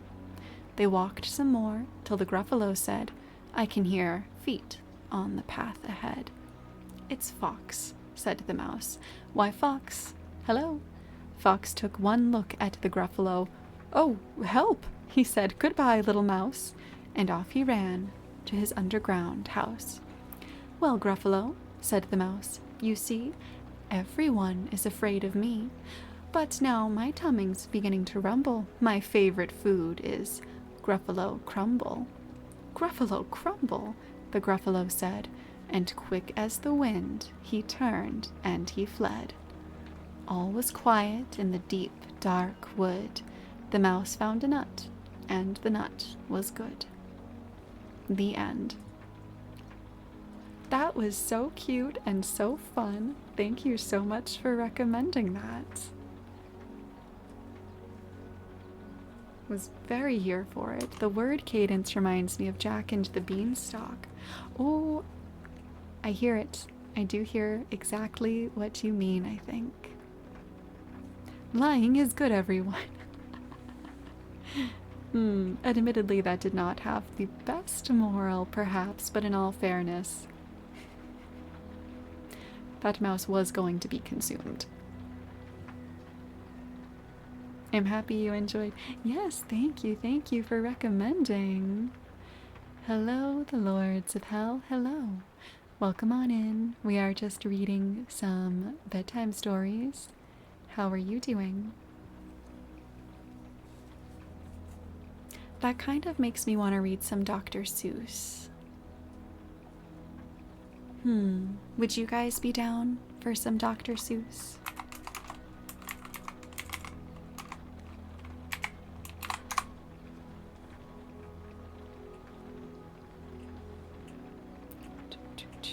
I'll be down. Okay.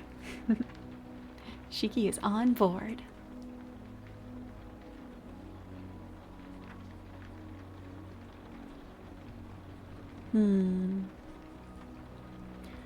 I don't know about you guys, but one of my favorites from Dr. Seuss is... Oh, the Places You'll Go. It's the classic and also follow-up to Grinch. Haha, it's almost like we read that recently. I'm fine with Dr. Seuss. Perfect. Opal, eggs, and ham. Trying to think if that would actually be pretty looking or not, because opal, in terms of its color scheme, is pretty, but I don't know how I'd feel about that on my eggs and ham. Oh, the places you'll go.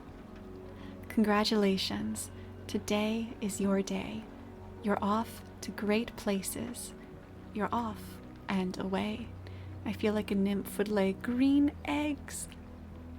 Not rainbow eggs? Wait, why are we laying eggs at all? You have brains in your head. You have feet in your shoes. You can steer yourself any direction you choose. You're on your own, and you know what you know, and you are the guy who will decide where to go. You'll look up and down streets, look 'em over with care. About some you will say, I don't choose to go there. With your head full of brains and your shoes full of feet, you're too smart to go down any not-so-good street. I found a Burmese story and translated it to English. Perfect. If you have a link to it, I would love to check it out. And you may not find any you'll want to go down. In that case, of course, you'll head straight out of town. It's opener there, in the wide open air. Out there things can happen, and frequently do, to people as brainy and footsy as you.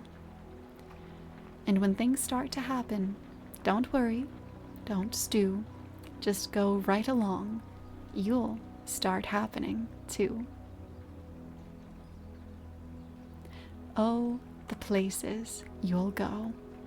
You'll be on your way up. You'll be seeing great sights.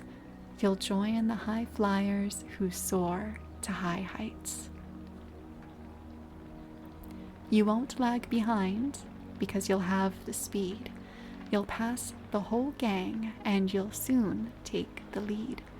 Wherever you fly, you'll be the best of the best. Wherever you go, you will top all the rest. We're the guy. That's the most positive thing I've heard today. There has been a lot of not positives in these stories. Thank you so much for the link. Except when you don't, because sometimes you won't. I'm sorry to say so, but sadly it's true that bang-ups and hang-ups can happen to you. You can get all hung up in a prickly perch and your gang will fly on. You'll be left in a lurch. I'm generally Russian and use a translator. Happy New Year, I just don't know English well and use a translator. Got it, got it, got it. Oh, it's moments like these that I wish I didn't only know English.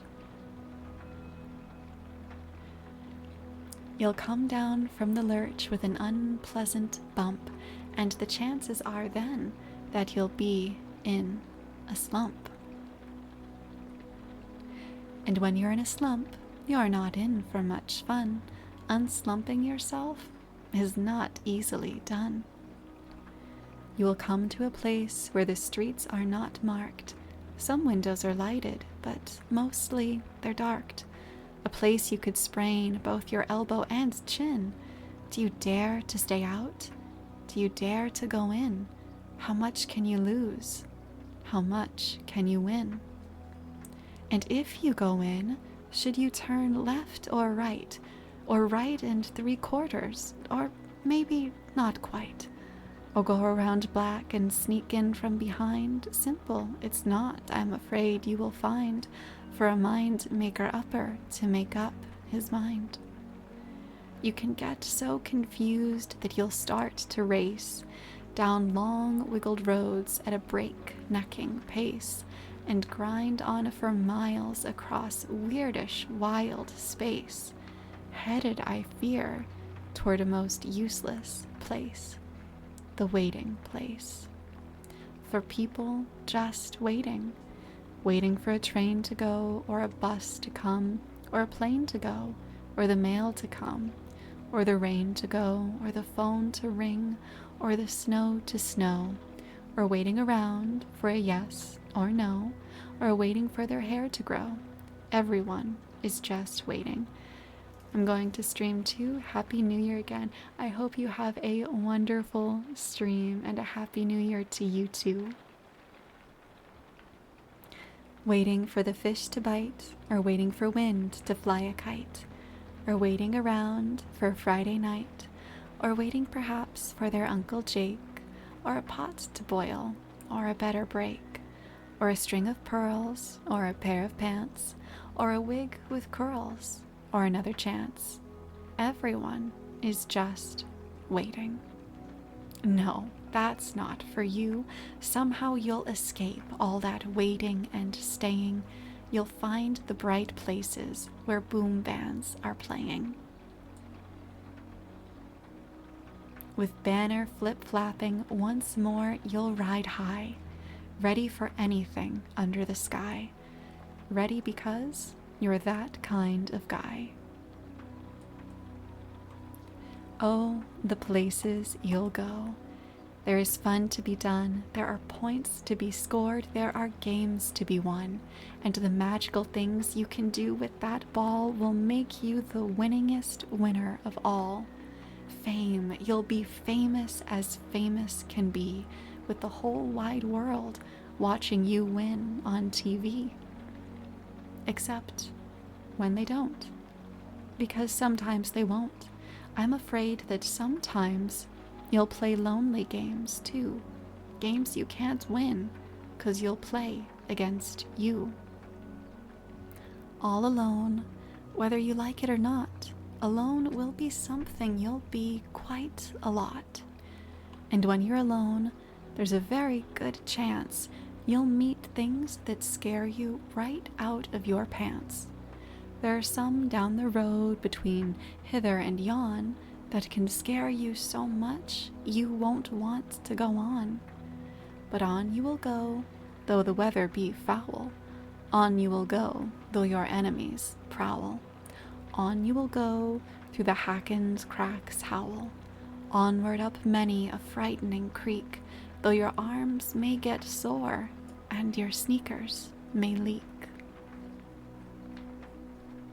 On and on you will hike, and I know you'll hike far and face up to your problems, whatever they are.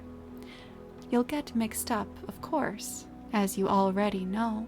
You'll get mixed up with many strange birds as you go. So be sure when you step with care and great tact, and remember that life's a great balancing act. Just never forget to be dexterous and deft, and never mix up your right foot with your left. And will you succeed? Yes, you will indeed.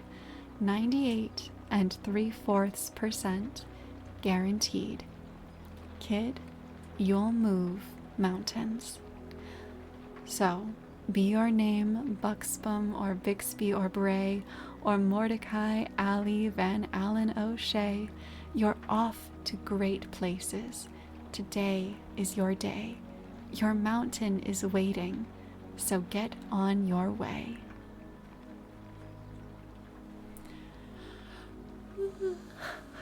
And that was Oh, the Places You'll Go.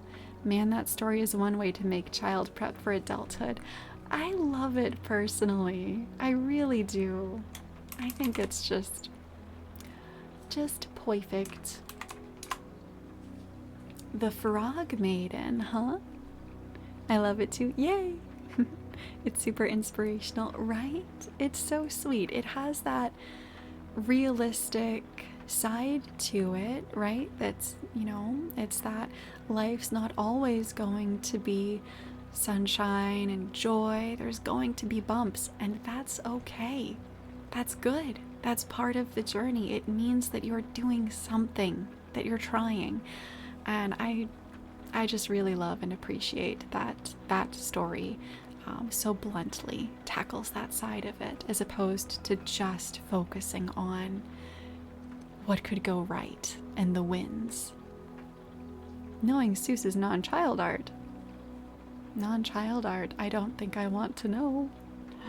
Ah.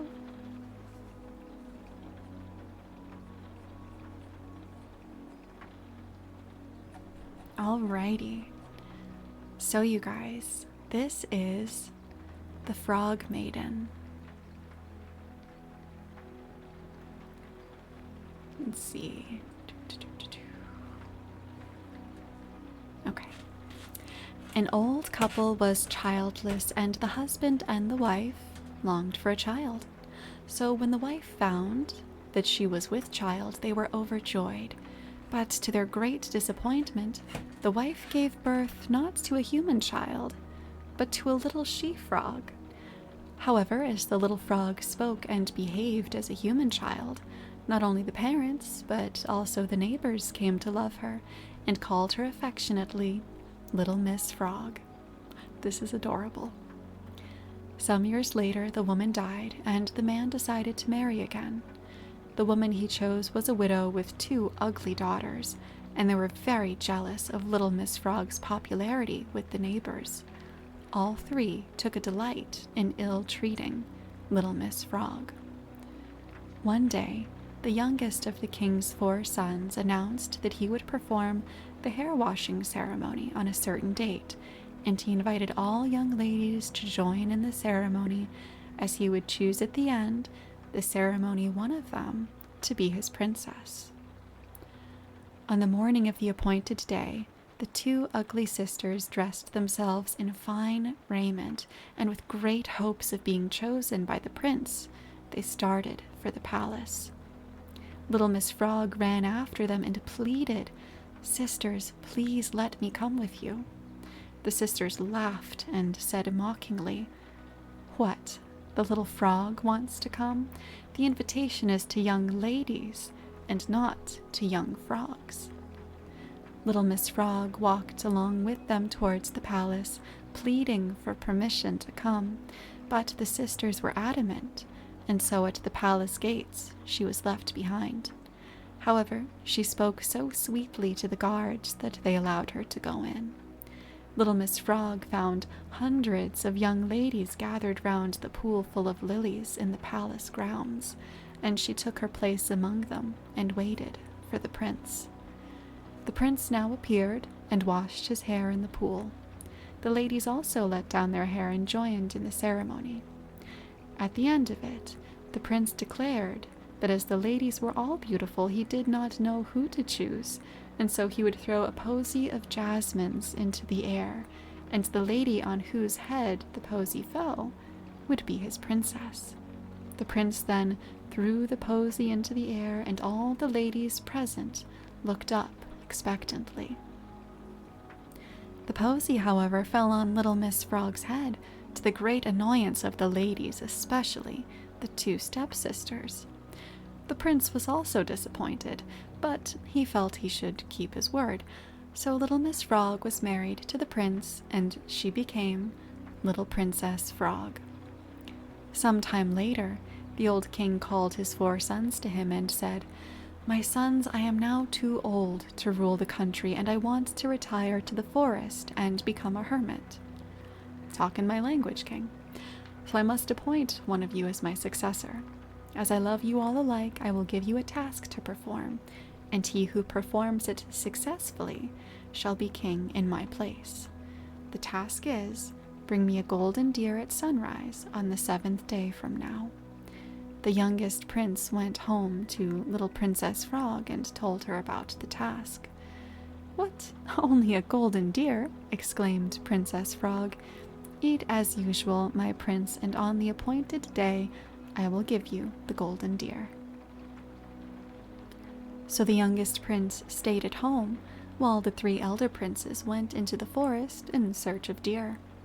On the 7th day before sunrise, little Princess Frog woke up her husband and said, "Go to the palace, prince, and here is your golden deer." Hermithood is a very normal retirement plan for old kings.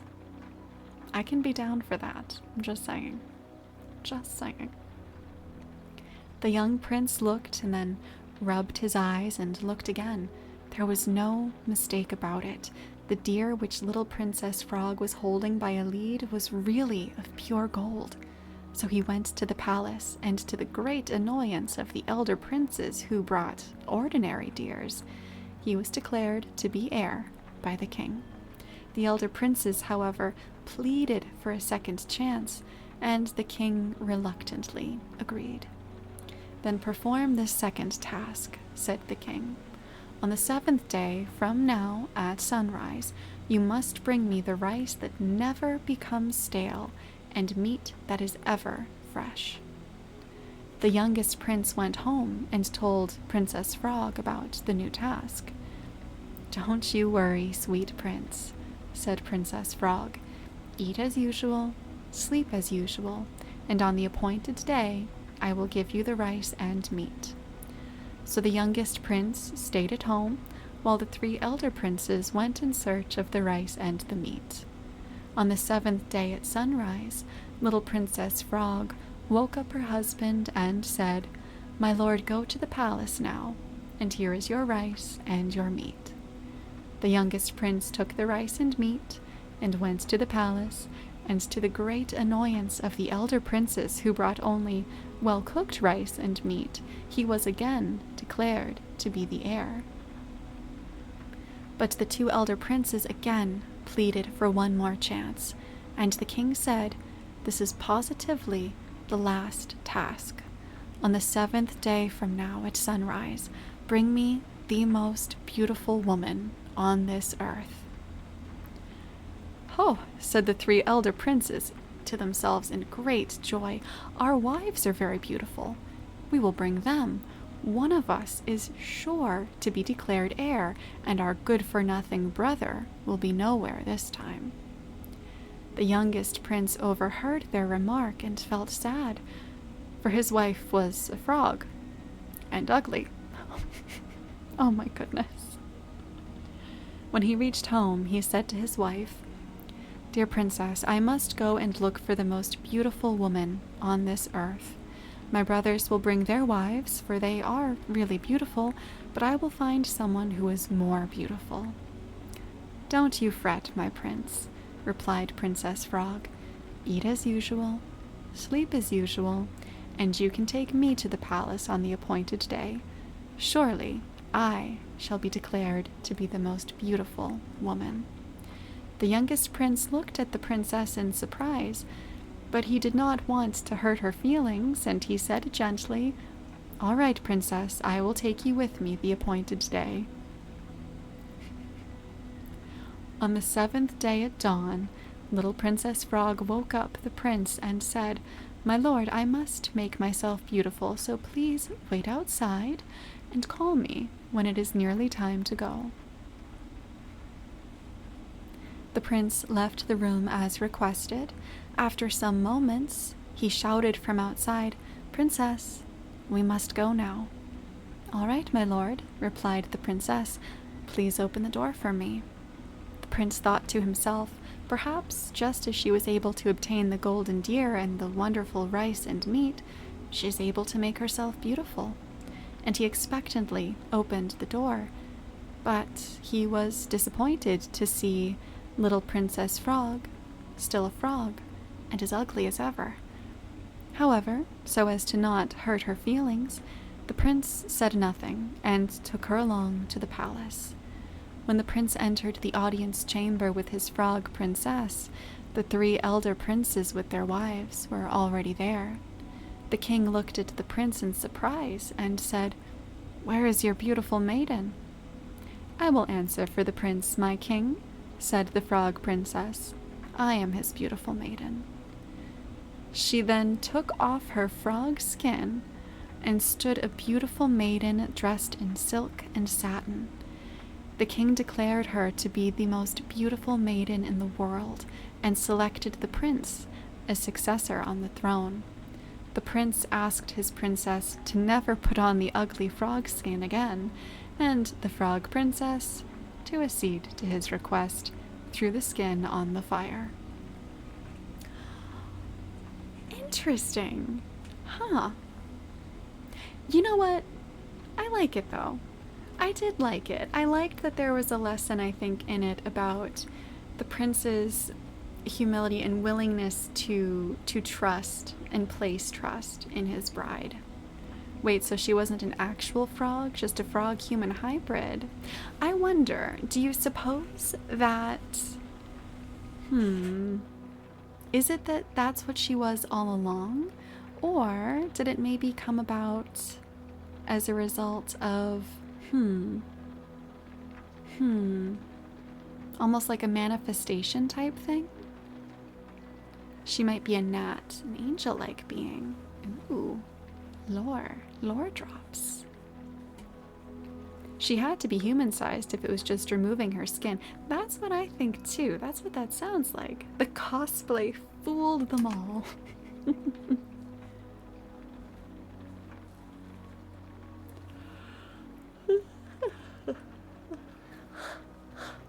Oh no, the yawns. I was expecting it to be like Cinderella, where the princess makes a wish, so I approve the curveball. It was a fun curveball. It really was.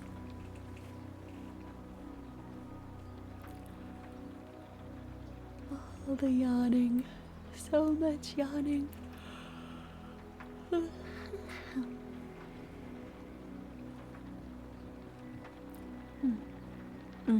I'm getting sleepy. How are you guys feeling? I gotta bounce now. Thanks for hanging out and thank you for the story recommendation. Hope to see you again sometime soon. Take care. Put the frog suit back on, dear. We're gonna get busy. Cedric, I didn't know you, I didn't know you had a thing for that. Winding down, but I'll be awake for a bit longer. I wonder. What to do. We've been going for 2.5 hours.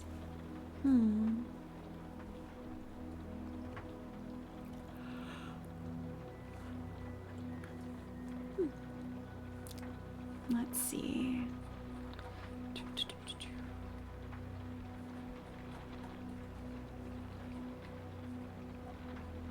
Did you guys see the new Sonic movie?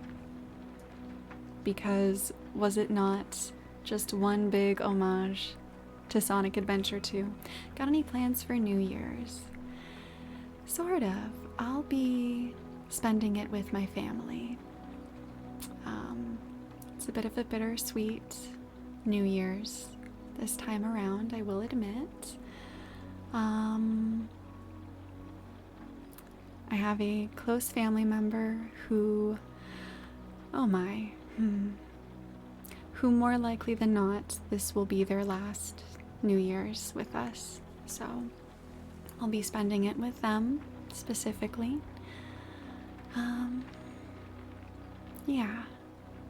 Yeah. So we're just gonna make the best of it that we can, I think.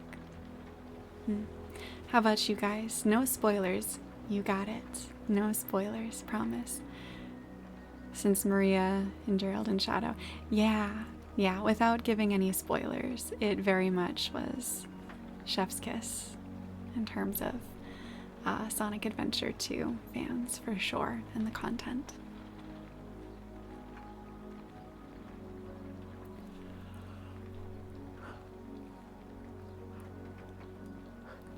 Hope you can create some memories.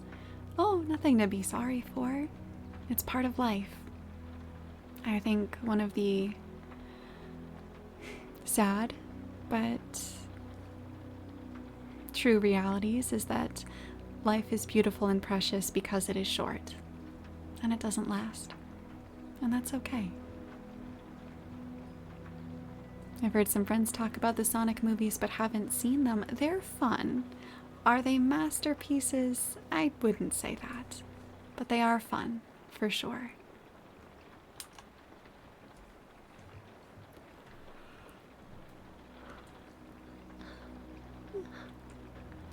Can't stop yawning. Oh me, oh my. So let's see. Is Jim Carrey still Eggman? He is still Eggman, yes. Jim Carrey is still Robotnicking. Let's see.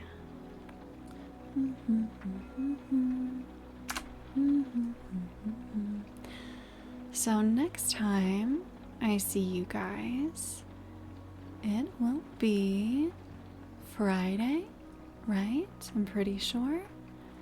And we'll be playing some Hatoful Boyfriend. Yes, it will be Friday. And we'll be playing the Pigeon Dating Simulator game.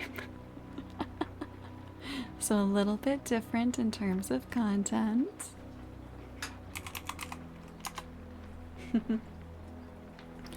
Hopefully that's okay with you guys. Hopefully.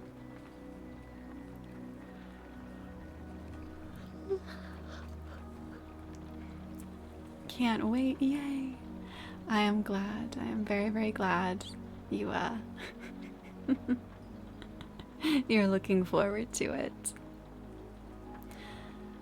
Alrighty. In some ways different, but in others quite familiar.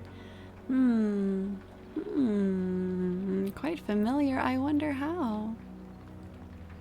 So strange, Mr. Knight. Is it perhaps something you've experienced kind of recently?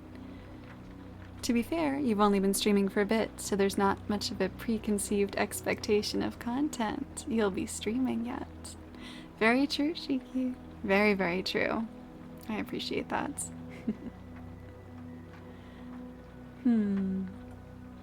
Perhaps it just came to me in a dream. Perhaps. Who knows? BLT? Hello, hello. How are you doing, BLT?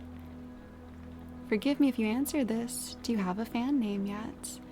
I think I've just been saying Dear Blooms on occasion. Otherwise, not really. Nothing overly contrived. Do you have any suggestions or ideas?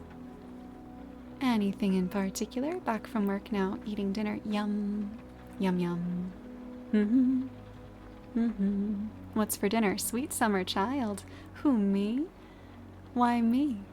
Blooms is fine with me. I'm glad you think so. I'm glad it's all right.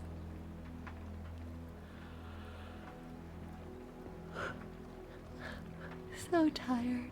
So sleepy.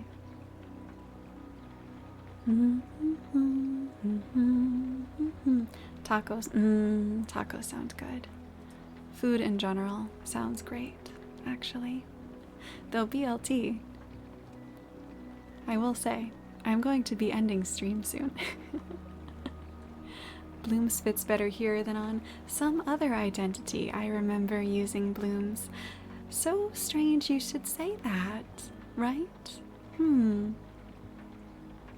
I wonder, do you think perhaps there was some type of oceanic association?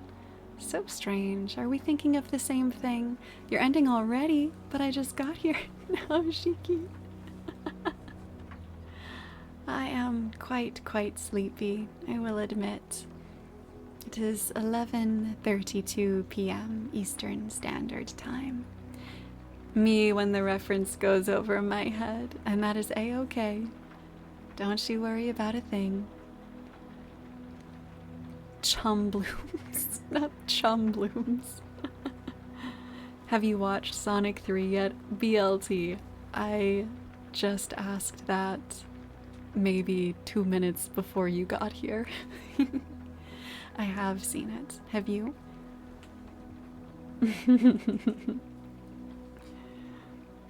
Zach having a if you know, you know. Prob's a past life thing. I wonder indeed. 'Tis a mystery. Who knows? For the game recommendations, are you looking for any particular types right now?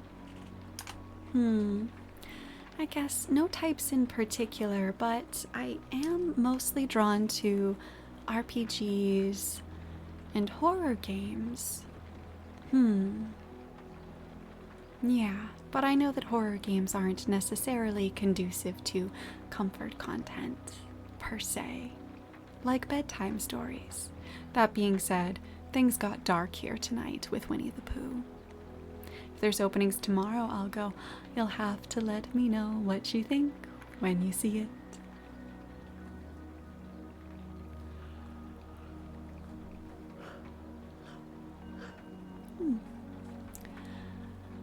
Before I really yawn your ears off, perhaps this is when I will say good night and thank you for spending time with me. So I will definitely take you guys up on the idea of posting on good old Twitter/X for some game recommendations. And of course, I will see you all Friday for some Hatoful Boyfriend. In the meantime, I hope you have a lovely new year. Please take care of yourselves. Be kind to yourselves and to one another. And I will see you all sometime soon. Let's see if we can find someone to raid into, shall we? And thank you for being here, you guys. Thank you for spending time with me.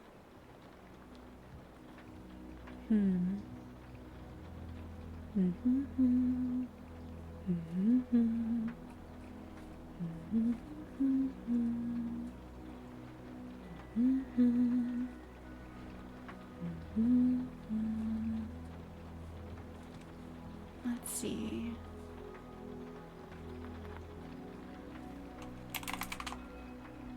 Do we have any fellow VTubers doing ASMR right now? Surely there are. Or just story times. or just something chill, maybe, possibly.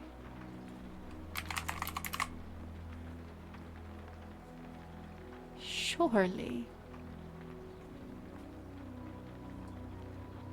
Oh, perfect. Okay, I know exactly where we're going to go. We're going to go visit Jay. Jay does some very relaxing ASMR type content. So give me 1 minute and I'll send us on over there. Take care, you guys. Bye for now. Got a raid message? Whatever makes you happy, my dears. Nothing in particular. I trust you all. Bye for now.